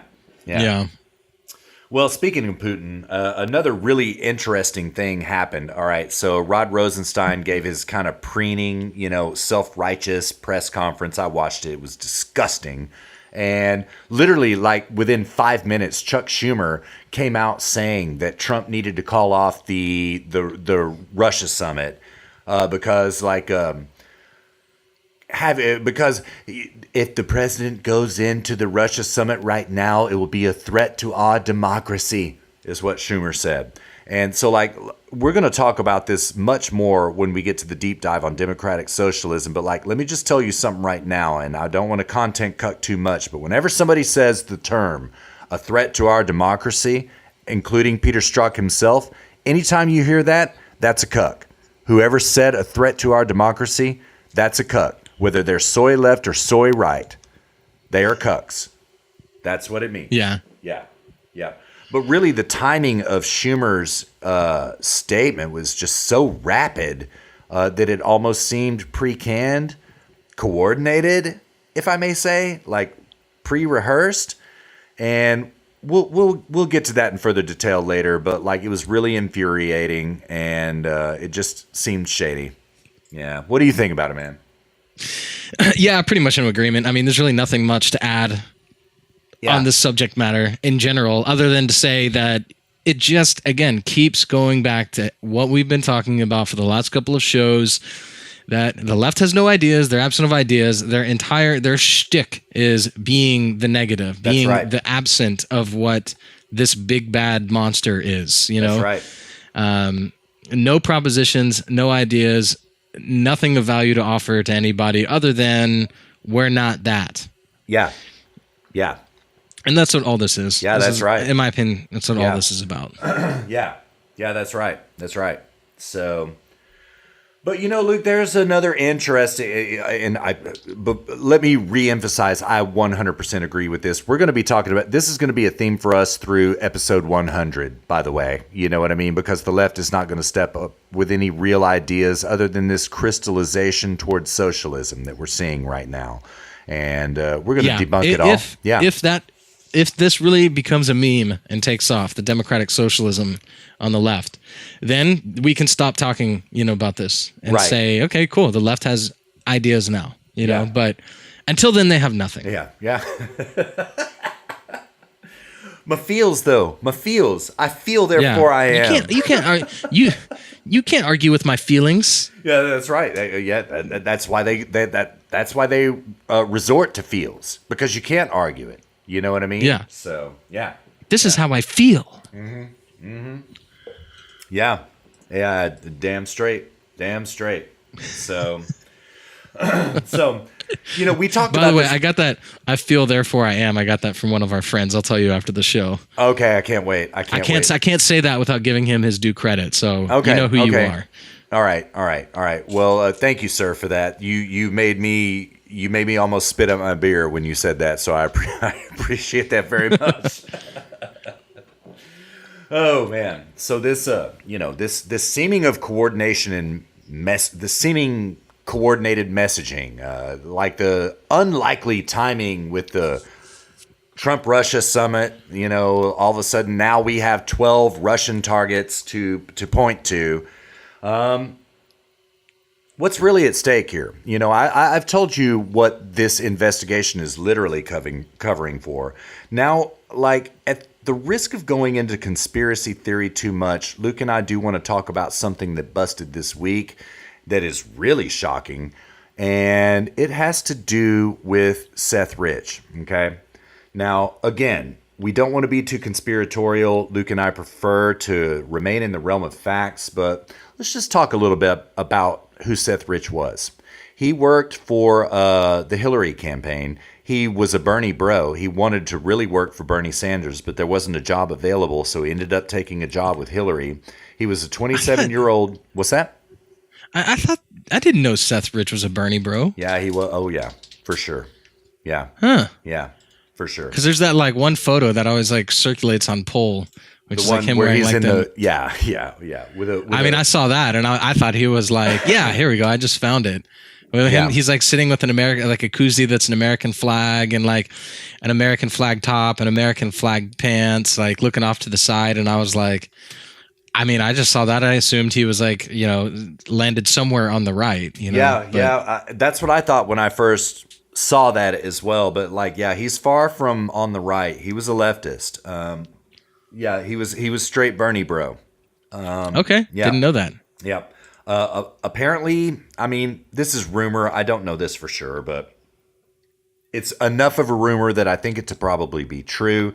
He applied for a job. He wanted to be a political, backroom operator, and he applied for a job with the Bernie campaign, and there was just no space because like Bernie had already hired up and everybody wanted to work for the Bernie campaign at this point. But he got a job with the Hillary campaign as a network administrator. And as this network administrator for the Hillary campaign, he kind of also worked with the DNC a little bit since the DNC was the official money laundering operation for the Hillary campaign. He kind of straddled both sides of the fence of the DNC and the Hillary campaign. Okay. Well, when the DNC server got hacked, what now 12 Russians have been accused of doing, just a few days after the hack happened on the 9th of July in 2016, Seth Rich ends up dead. He's murdered. And there are a lot of mysterious circumstances surrounding this murder. Luke and I know it both. It immediately blew up. Yeah. It was like he committed suicide by shooting himself in the back of the ribs. That's exactly right. That's yeah. That was the first report that came out.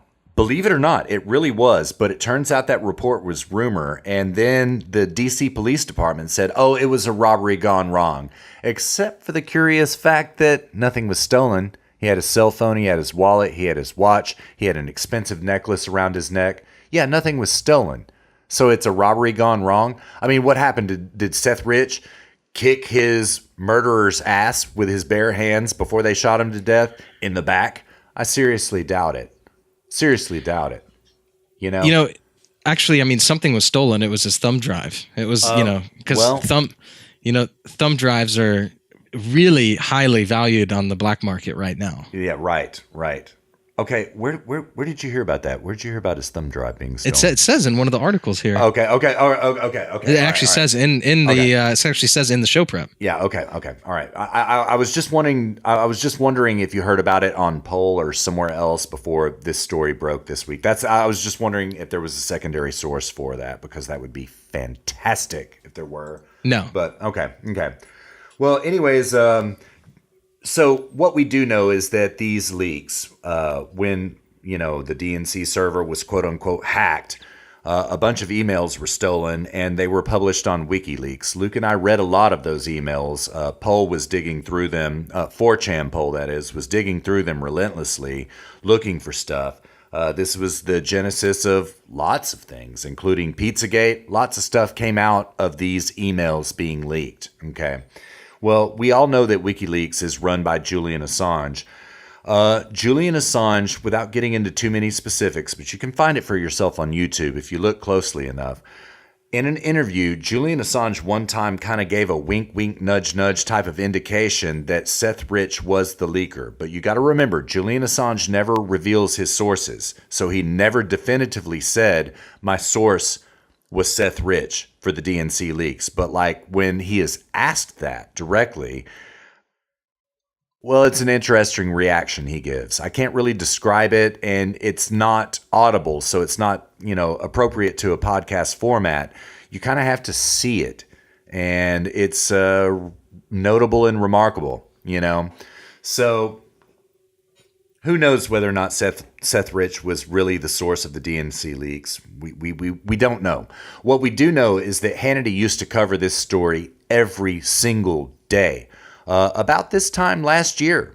And what we also know is that all of a sudden Hannity stopped covering this, and he was the only person covering it on Fox News or anywhere else, but he covered it every single day. And the reason that Hannity gave officially was that Seth Rich's family, he's from a very close-knit family, and his family are really good people. I mean, they're Democrats, but they're honest liberals. I really have no problem with honest liberals, and that's what they are, and that's what Seth Rich was. That Hannity said that the family was kind of feeling harmed by Hannity's coverage of it and all this kind of stuff, and that they respectfully asked him to stop covering it. Well, no, that's not what happened. Fox News put the gag order on Hannity. They basically threatened Hannity with his job if he didn't stop talking about this. And so Hannity did, and he has not covered it one time since then. Well, two interesting stories broke on Gateway Pundit this week. They are full of problems, okay? I'll read a couple of paragraphs from story 1, which broke this past Tuesday. That would be Tuesday, July 9th. The Washington, D.C. lobbyist who has been on the hunt for Seth Rich's killer found a, quote, credible witness who will identify the two men he believes murdered the DNC staffer. Jack Berkman, remember this name. Remember the names. Jack Berkman, a Washington-based attorney and lobbyist who has worked with a private investigative team to solve the Seth Rich murder mystery, told the Gateway Pundit the witness has conclusive evidence that will bring Rich's killers to justice within a month. That's about all you need to know about that, okay? So they scheduled a press conference for the next day, all right? This quote-unquote witness who has smoking gun evidence did not show up. He called in instead. He says that he's in fear for his life. He did not come in person. The quote-unquote press conference was not very well attended, from what I can tell. But the Gateway Pundit's reporter, Alicia Poe, did attend the press conference, and here's what she says. The quote-unquote witness did not appear at the event, and this is the second article from Alicia Poe on Gateway Pundit. The quote-unquote witness did not appear at the event and instead called in. The witness alleges slain DNC staffer Seth Rich was killed by now get ready for this, was killed by two government employees who worked as Rod Rosenstein's, quote, dirty squad when he was U.S. Attorney for Maryland, which he was at that time, for breaching the DNC server in 2016. The witness, who called into a press conference using the alias Luke, by the way, Luke. Not me. Yeah, it's not Luke. It's not Luke. Claimed Rich was murdered by three men that are his colleagues and friends, an ATF agent and a DEA agent who were former government and a former government employee. It goes into grisly details about how the murder happened. And what they say is that after it's really disgusting details, but after they murdered Seth Rich, they stole a thumb drive from Seth Rich's pocket and absconded with it. The third government employee was a spotter. There were two murderers, and they took the thumb drive and left because this witness alleges that many people, including the two murderers and the spotter, were implicated by what was on Seth Rich's thumb drive. Okay. I've read most of those emails that leaked to the DNC, and nobody was implicated in the murder of Seth Rich at that point, from everything I've read on those emails. All right. Another problem. It seems really unlikely. It seems really conspiratorial. And second of all, there is no proof. This is secondhand information, right? This is not firsthand testimony. It's secondhand, and there is no proof provided. We don't know the actual identity of this secondhand reporter, so there's no way to verify the information. That's problem number one. Problem number two, it doesn't really explain why would Seth Rich be carrying the proof in his pocket after he had been out drinking at a bar. This seems highly unlikely to me. But anyway, Luke and I have followed this story closely since everybody on Poll was talking about it. The day of his murder, everybody on Poll was like, he was murdered for leaking the DNC emails. That's what it was, okay? We do know since this time that William Binney, the very famous NSA leaker, has said that he has forensic evidence that proves that it could not have been a hack because too much data was moved in too short of amount of time for it to happen over a wire. So he's saying, it has to have happened like to a USB drive or to a thumb drive or something like that for that amount of data to move, right? And I trust everything William Binney says, by the way, every single thing. But again, I find it hard to believe that Seth Rich would be carrying a thumb drive with that kind of information in his pocket. I mean, I would put it in a safety deposit box, or I just would get rid of it, to be honest. I wouldn't have it on me myself, So there are lots of holes in the story, but Luke and I have talked about this since the day of his murder. And so we just wanted to mention that this had happened, although we're not sure we believe it. Quite frankly. Yeah. We're not sure we believe it. Yeah. Yeah. It's one of those things where I have my thoughts on it and I wonder what happened, but it's just one of those sorts of things where it's like, I just sort of withhold judgment until some actual real facts come out. Same here. Exactly the same. Yeah. An identity, a paragraph 1, some type of proof would be, any of these things would be nice. You know what I mean? Any of these things, So, yeah. But Luke and I are going to stay on this. You believe that. And if anything breaks on it that is credible going forward, we're not going to report about conspiracy shit coming out. If something credible going forward happens, Luke and I will get back at you about it. Indeed. All right, man. Are you ready? You ready for the main event? Yeah, let's do it. All right. The Strzok hearing. Oh, my God. All right. First of all, man, did you see that GIF I posted in the chat earlier? Yeah, I did. Man, that all was right. fun. Yeah. So like this, the way this GIF started, it's like kind of Strzok giving, it's at the end of an argument with, I believe it was Jim Jordan, and no, it was Rowdy Gowdy. It was at the end of an argument with Rowdy Gowdy, and he's kind of looking camera left at Rowdy Gowdy, and then he turns around with this evil look on his face, and you've all probably seen it by now, but just to describe it, with this evil look on his face, and kind of gives the shoulder shimmy shake like Hillary did in the debate, that kind of really evil looking shake, right? I mean, man, there's no way to describe it, man. That looked like Damien Omen 3 to me, man. I mean, that really looked evil. And this woman taped it off of her TV and posted it over Twitter, and it has been retweeted over 600,000 times at this point. It is in Google Images searches now, and it was reported on Zero Hedge, Breitbart, Daily Caller, just about every source that I read and consider credible. And lots of people have seen it now, and man, I would just say it looks evil, man. What would you say about it? Yeah. Yeah, exactly. I mean, he's smirking, shaking his head back and forth. Yeah. As if he's above it all and not worried about anything. It's a disgusting look, to be honest. It is. It is. And I watched all 10 hours of the Strzok hearing. I found it in the morning. I have a little bit of time off right now. And so I was like, oh, yeah, that's right, the Strzok hearing. So I clicked on it, and it was right at the beginning of the hearing. And like Luke, I was captivated. This is the best 10 hours of television I've ever seen in my entire life, man. I mean, I was entertained. I was enraged. I was encouraged. I mean, it was literally like watching, I don't know, man, like like a Lone Survivor, like something like that, like Band of Brothers, right? It was war. And I loved it, but like I was really disgusted by Peter Strzok, right? Like it was this kind of dual feeling thing. I was disgusted by what I was seeing, and I was kind of left just feeling, kind of dirty, man.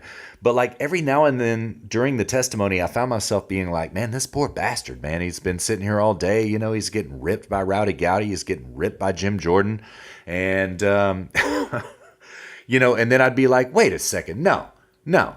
Listen to what he's saying. I mean, yeah. Anyways, we're going to try to make this brief because everybody has covered this back, forth, and sideways. Luke and I have some hot takes for you that nobody is talking about, but we're going to cover this stuff sparingly, right? Because everybody else has already spammed it into oblivion and done it well. I mean, not spammed it. They covered it well, okay? So before we get into anything, let's first of all back up a little bit and let's acknowledge the fact that Lisa Page his alleged FBI mistress. She was an attorney in the FBI. She was supposed to testify on Wednesday. Peter Strzok testified on Thursday, right?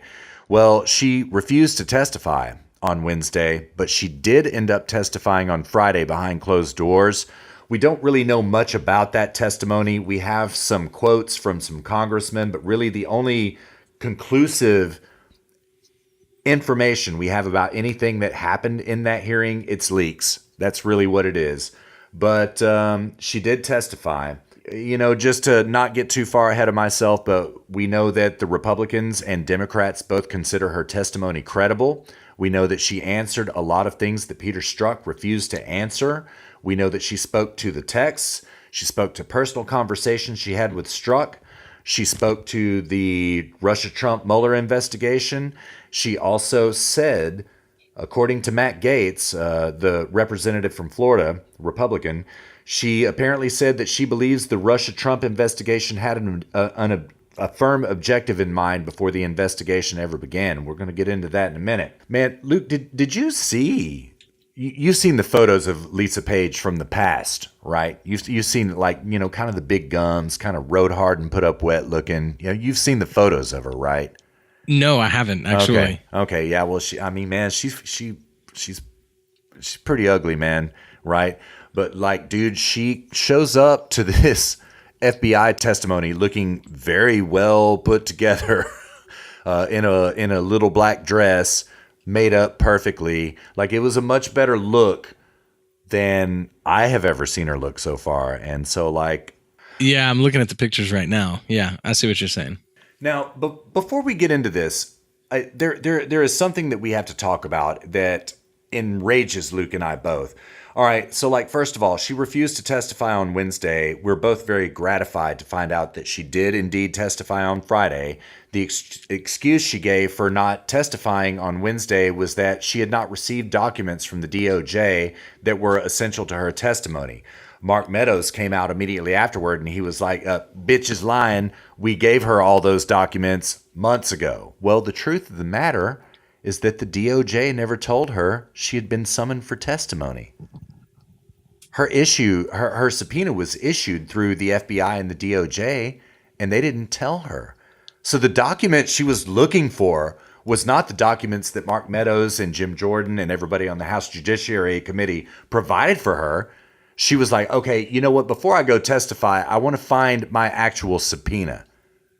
She had no idea for 7 months that she had been under subpoena. For 7 months. Stop and think about that for a minute. Yeah, she had no idea. Yeah. Wow. That means that somebody at the FBI or the DOJ somewhere hid that subpoena and did not tell her. If we're to believe her, which the Republicans and Democrats both do, when I heard that she refused to testify, okay, like, let's harken back. James Comey also refused to testify before Congress, okay? Loretta Lynch did testify before Congress, and she pled a fifth, but, like, when she pled the fifth, over the IRS scandals back in 2013, the IRS targeting conservative groups in the Obama administration, which is 100% true. And McCain is also involved in this. And Luke and I wanted to cover it in the last show, but we just couldn't get to it. But McCain is directly implicated in this. We'll get to it sometime if it becomes germane again. What Loretta Lynch said, and it set a very dangerous precedent about, she was like, every question they asked her, she didn't say, I plead a fifth. She said, I invoke my right to not testify. I invoke my right to not testify. I invoke my right to not testify. Guess what, James Comey? Guess what, Lisa Page yourself? You have no right to not testify. Your Fifth Amendment right is to not incriminate yourself. You must testify. Right. Yes, if you are compelled by Congress to testify, or a court or anywhere, you must do it. And if not, you are in contempt. So, where are the contempt of Congress warrants? They don't exist. If these contempt of Congress warrants don't come out for Loretta Lynch, James Comey, Lisa Page did testify, but if they don't come out, then the Republicans are as equally culpable as the Democrats in not serving justice. Keep this in mind. We just kind of wanted to make that point really quickly. What do you think? You got any feedback on that? Again, as is always the case with these sorts of things, I'm in 100% agreement with you. Mm-hmm. It's the soy left and the soy right forming a lunch special, if you will. That's right. A soy lunch special. Yeah. Soybeans, tofu with soy sauce. Yeah, man. Yeah. Edamame on the side. Yeah. Yeah.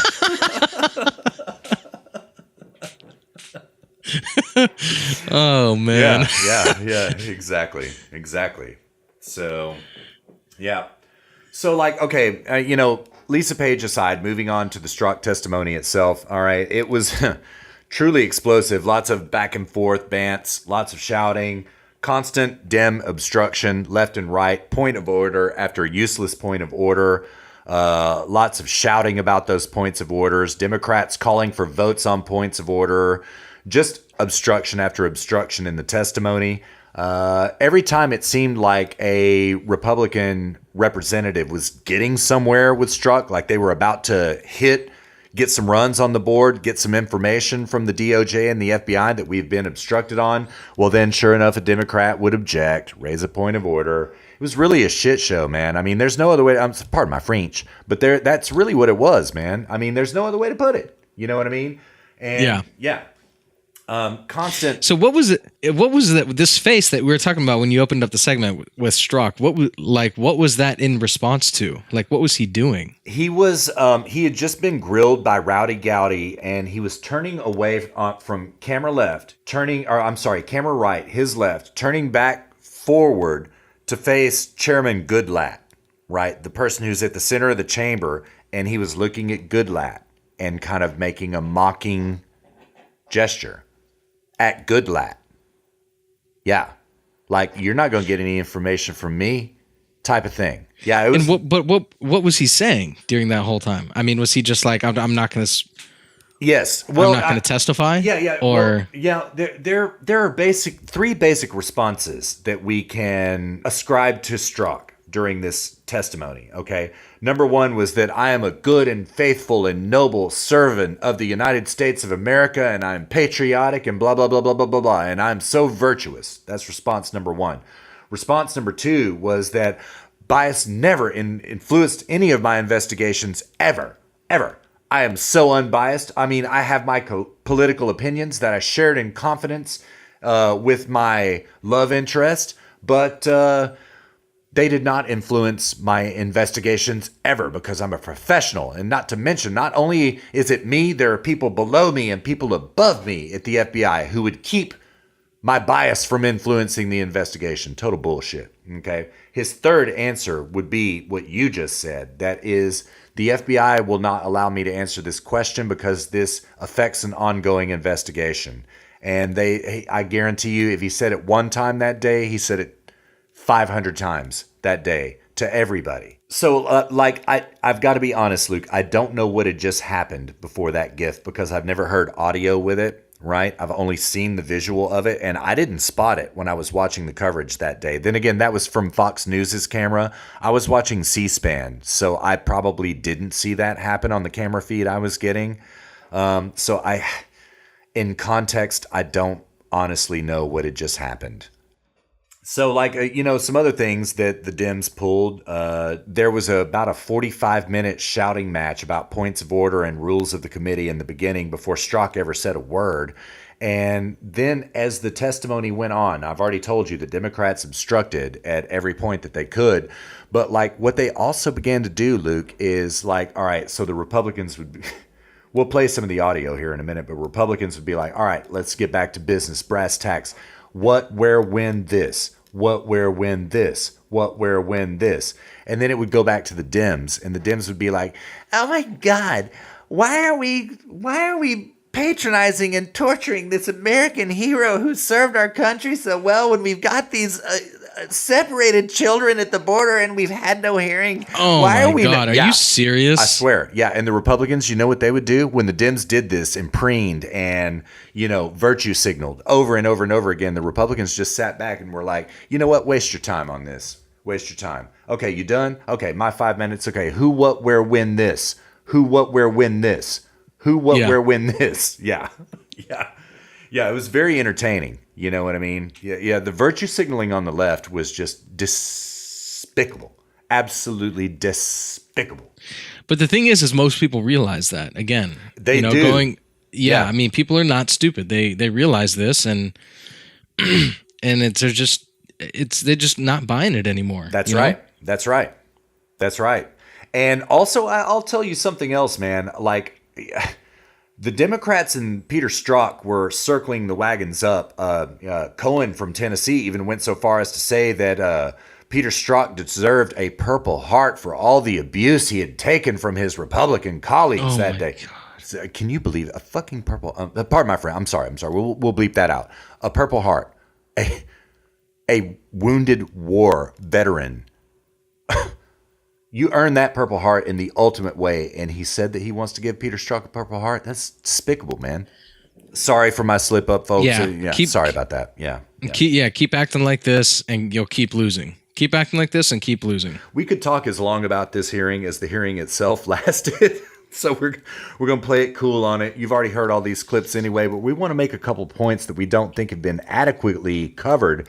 So, like, we're going to cover, first of all, Jim Jordan's interrogation of Peter Strzok, but we're only going to play, I think, bits from 1 and 4, Luke. Does that sound good to you? I think we can sum it up with 1 and 4. Do you think we can do that? Yeah, let's do it. All right. Here goes Jim Jordan, Peter Strzok, number 1. This is important. Listen up hard. We got an email that you sent. It should be presented there, or should be in front of you there. I want you to take a look at this. This is an email you wrote to Lisa Page, Bill Priestap, Jim Baker, Jim Rubicki, and CC'd Andy McCabe. Subject line is BuzzFeed's about to publish the dossier. You familiar with this email? I am. All right. Says this: comparing now, the set is only identical to what McCain had. Parentheses, it has differences from what was given to us by Korn and Simpson. Did you write all that? Congressman, let me answer it this way. First, if I could let me not address answer the chairman. question.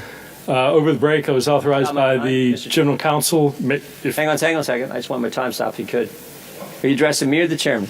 I'd like to address the chairman the time. because this is all going to come together in an answer. Is there a question you want to direct? No, it's something I wanted to answer your question from earlier based on something I've been told by the FBI. Wait. I think I'm aware of what the FBI told you, and I will have another chance to talk about that. But right now, the gentleman from Ohio controls the time. You wrote this. That was the question.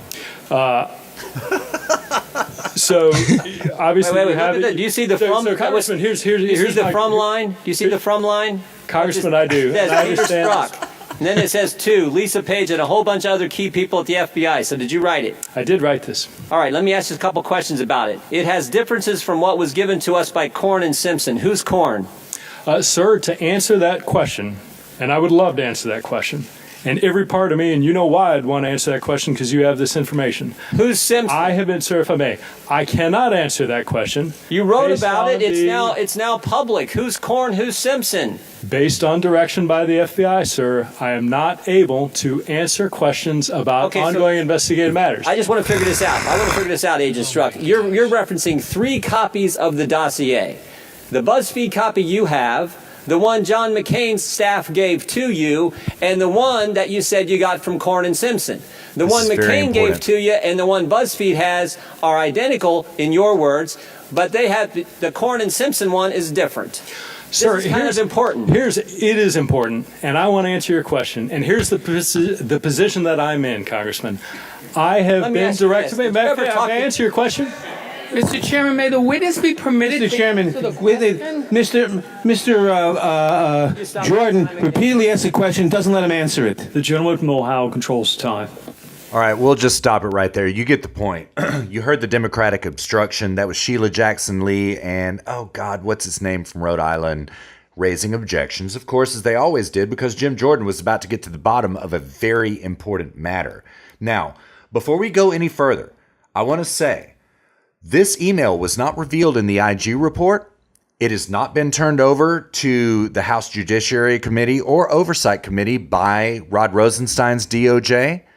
This story was busted by John Solomon on the Hill the day before this hearing. And I can't remember the great work, John Solomon. You are a god. You are a god among plebs right there. That's for you, John Solomon. That's for you.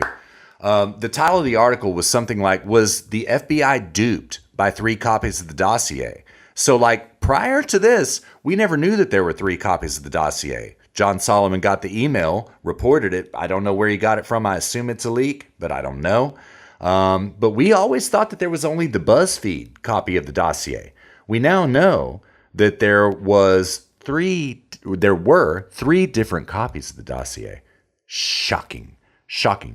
Not the least of which, one of them was obtained by John McCain. Imagine that. All right. You got any feedback on that clip, man? Nah, dude, I don't. Okay. All right. Other than that.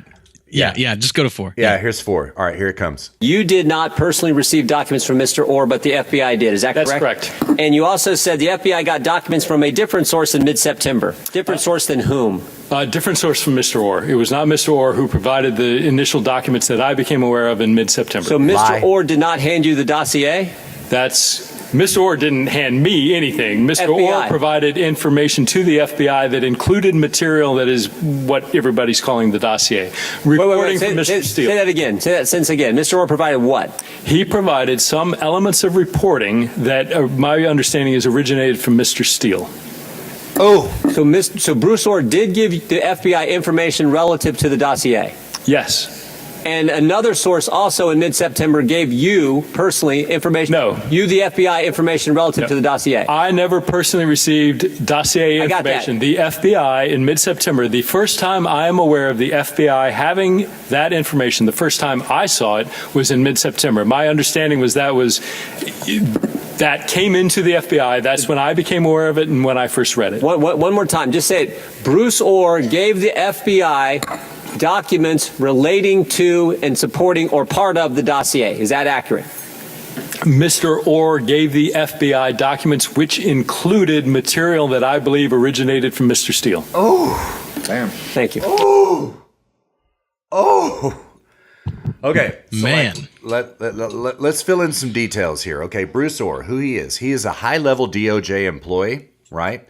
He was involved in the investigation into Trump-Russia collusion. Bruce Orr also has a wife named Nellie Orr, and she works for a company called Fusion GPS. They're an Oppo research firm who was hired by Clinton campaign to get dirt on Trump. Now, all right, now let's also talk about who Christopher Steele is. Who's Christopher Steele real quick? Most of you probably already know this, and I don't want to be insulting, but let's just get it on the record for HSP. Who Christopher Steele is, he is the founder and CEO of Fusion GPS, okay? Do you understand what just happened here?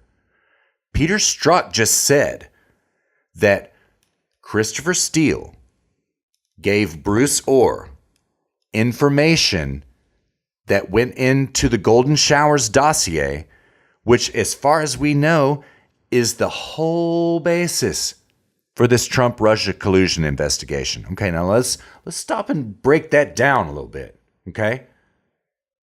Hillary Clinton's opposition research firm gave the information to an official at the DOJ whose wife works for said opposition research firm. And it gets to the FBI, though. No, not me personally, not me, Peter Strzok personally. It wasn't me, but it was given to the FBI by Bruce Orr, who was, it was given by Christopher Steele. Now, where should that information have come from? The information that started up numerous FISA warrants into Carter Page, into George Papadopoulos, into all of these people. When they spied on the Trump campaign, where should that information have come from? Should it have come from an opposition research firm? Absolutely hell no, it should not. This should come from an official source. Luke and I hearken back 2 shows back when we played Devin Nunes' interview on Maria Bartiromo, where Devin Nunes was telling Maria Bartiromo, what we know for certain is that there is no official information that went into the creation of this investigation, that originated this investigation. And Maria's like, oh, wait, hold up. There's no official information. No official information, meaning government intelligence, that went into the creation of this investigation. Nunes is like, that is correct. And Maria is dumbfounded by that. Understandably so. Well, what Peter Strzok just said is that information came from a private Oppo research firm, one which Hillary funded to the tune of $25 million, laundered through the law firm Perkins Coie, paid directly to Fusion GPS. Folks, good God Almighty, man. Good God Almighty. All right. Let's break this down a little bit further. Okay, we know that you can't see the video right now, but like if you look at Strzok, all right, he seems to be relieved every time Jim Jordan is done questioning him. And then, then they go back, I yield my time to the gentleman from Ohio. And you can see Peter Strzok is like, oh shit, it's the gentleman from Ohio again. He turns beet red and he's nervous as a shithouse rat every time Jim Jordan gets on him. Okay? Every single time. Okay? Let's go back to sometime around early February, right after Trump's inauguration. James Comey sitting down and having a meeting with the president. Mr. President, we have received salacious and unverified information involving you having Russian prostitutes pee on you in order to defile the bed that Michelle and Obama slept in Russia. And Trump's like, what? Wait, what? What? Yes, sir, it's salacious and unverified again, but I just thought that I wanted to be cool with you and, bring this information up, whatever. Well, Trump understandably freaks out about that. Freaks out, right? We now know where that information came from. What James Comey told Trump was that it came from Russian intelligence. It did not. It came from Fusion GPS. That means that Obama's DOJ, his FBI, was weaponized in order to spy on the Trump campaign before he was ever even elected president. You think Obama didn't know about this? I guarantee you Obama knew about this, but we'll let the details come out as they do. It is honestly crazy what has happened. But anyways, all right. So everybody has covered this. Luke and I don't want to talk too much about it. There are a couple things that I want to cover here that I cannot believe nobody else is talking about. All right. First of all, Christopher Wray testified with Rod Rosenstein. Luke and I played that clip. It was the Rowdy Gowdy clip telling him, you need to hurry the hell up with this investigation because it's not harming the Russians now. It's tearing our country apart. You need to hurry the hell up. Okay. Well, who he was saying that to was Christopher Wray and Rod Rosenstein. Okay. Christopher Wray being the head of the FBI, right? What this means is that there was a clip that Luke and I were going to play of Jim Jordan testifying or reading to Peter Strzok. Christopher Wray said that he had never been the FBI had never been contacted by the media, and the FBI had never contacted the media. There was never any contact. All right. Then John Solomon on the Hill finds this email. Clearly, they were in contact with the media because Peter Strzok knew BuzzFeed is about to drop the dossier. This means that Christopher Wray committed perjury before Congress. Where's the contempt of Congress warrant? Where is it? He perjured himself. He lied to Congress. Okay. Furthermore, we can also notice that Peter Strzok himself has also perjured himself. In that very testimony, he perjured himself. Where's the contempt of Congress warrant? If the Republicans do not get off their asses and knock heads off soon, and by soon I mean like Monday. Luke and I are recording on Sunday. We talking Monday. If heads are not rolling on Monday, Republicans are just as guilty as Democrats. And that's the bottom line. I don't expect them to do anything different. I don't either. I don't think anything's going to happen, man. No. I don't think anything's going to happen. Dude, again, this is why like this is like nitty-gritty politics. Earlier we were talking about like why the European media doesn't report on this stuff. It's because this is business as usual. The Republicans are not going to do anything. The left is not going to do anything, and who knows what this is going to drag on for another 6 months or a year, and then it'll slowly disappear. That's absolutely correct. All right, a couple other hot takes. All right, nobody has talked about this at all, but like Peter Strzok was represented by FBI counsel. He had a woman sitting behind him. You could kind of tell she was his lawyer. He asked Jim Jordan a couple of times, sir, may I consult with my counsel real quick? Yes, sir, you absolutely may. He turns around and he consults with the FBI attorney, and man, her eyes are bulging out of their head. You can tell she is scared. She is literally terrified by what Jim Jordan has just asked her. Particularly, what Jim Jordan asked at that time was, okay, at that time that you received this report, did you know from Bruce Orr? Did you know that Bruce Orr was in contact with the media? Are you lying about the fact that the FBI and yourself was never in contact with the media? Did you know? Well, you can see the FBI attorney is really shaking in her boots at this point in time. Peter Strzok turns around to her. This is something nobody else has covered. You can go back, look at the C-SPAN tape, and you'll see it there, plain as day for yourself. We can't show it to you in audio format. He turns around to her, and the lawyer goes, plead a fifth, plead a fifth. He was like, blah, blah, blah, blah, plead the fifth. Well, Peter Strzok turns around, and he does not plead the fifth. He goes to that same old canned line about the FBI will not allow me to answer this question because it's part of an ongoing investigation. Because this is what I find interesting. This is a moment of departure right here. Peter Strzok was just instructed by the FBI to plead the fifth. That means that he invokes his right to not self-incriminate. But he doesn't plead the fifth. He goes with the FBI's pre-vetted line, pre-scripted, pre-vetted line. This is a major departure. And I suspect that Peter Strzok is breaking away from the FBI. It's just one of these things where you watch it and you're like, man, she just told him to plead the fifth. He didn't do it. Is he kind of getting sick of being the fall guy for the FBI here? We'll find out. We'll find out. I see what you're saying. So this is his way of like putting it back on the FBI. That's right. That's exactly. He's not gonna take the burden of refusing to self-incriminate. No, he's tired of being the FBI's fall guy. Yeah. I don't know this. Interesting. Yeah. Interesting. I don't know this, but I'm not hearing anybody else talk about it, so I thought we should mention it. This is the next thing. Here's another hot take. I want to play Daryl Ice's questioning of Peter Strzok, just a segment of it. Here it goes. March 4th, 2016. You want me to read this? Yes, please. Yes, sir. OMG, he's an idiot. May 4th, 2016. Now the pressure really starts to finish MYE. July 19th, 2016. Hi, how was Trump other than a douche? Melania? July 21st, 2016. Trump is a disaster. I have no idea how destabilizing his presidency would be. August 6th, 2016. I don't believe I wrote this text, sir. Okay, it's been attributed to you, so we'll go on to the next. Incorrect. August 8th, 2016. Again. And I'll preface it by saying this for context. Ms. Page said, not ever going to become president, right? Right? No, he's not. We'll stop it. Repeat that again.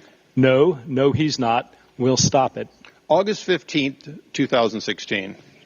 I want to believe the path you threw out for consideration in Andy's office, that there's no way he gets elected, but I'm afraid we can't take that risk. It's like an insurance policy in the unlikely event you die before you're 40. On October 20th, 2016.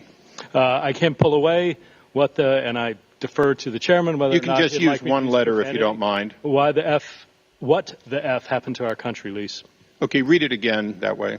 Sir, did you not, was it not I just wanted to intelligible? hear it You one just more want to time. hear it for me to repeat it? Please. Okay, sir. Sure. Happy to indulge you. I can't pull away. What the F happened to our country, Lise? I'm happy to indulge you. Bro, you just got asked a question under testimony, under subpoena in front of the House Judiciary Committee. And, I'm happy to, what did you not understand, sir? Oh, okay, I'm happy to indulge you. You dumbass. What is so brilliant about this, Luke? I don't know. What? Daryl Issa forced him to read the texts in his own words.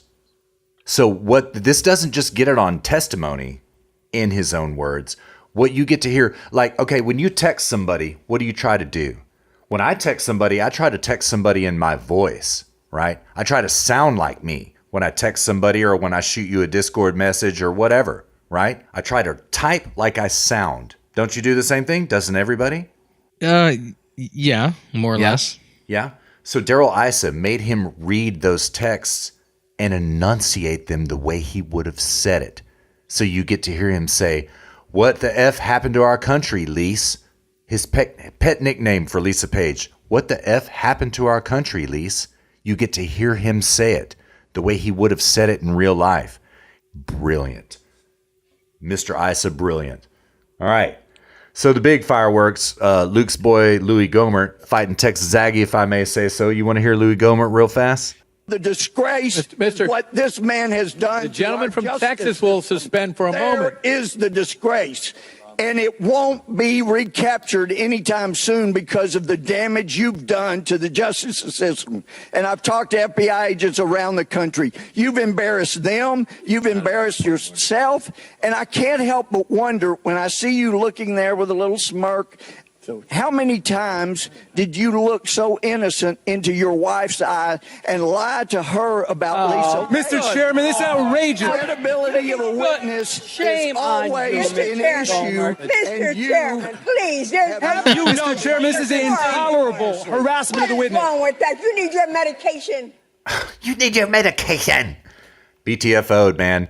What Louis Gohmert did right there was entirely destroy Peter Strzok's credibility. I wish he'd been allowed to go on because, like, what he would have said and what he was going for before he got shut down by the Democrats, quite frankly, was, okay, if you can't keep a sacred vow to your wife, how can you possibly keep a sacred vow to the Constitution? And why should we believe anything you say?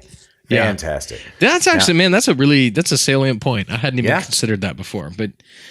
All right, let's get up out of here, man. Let's move on to NATO. Do you want to take a quick break first? Yeah, we can do that. Yeah, let's take like 10 minutes or something. All right, we'll be right back, ladies and gentlemen.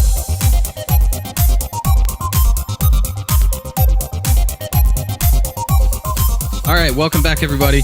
We are jumping into the last and final segment of the show. We got a couple more topics to cover, a little bit lighter.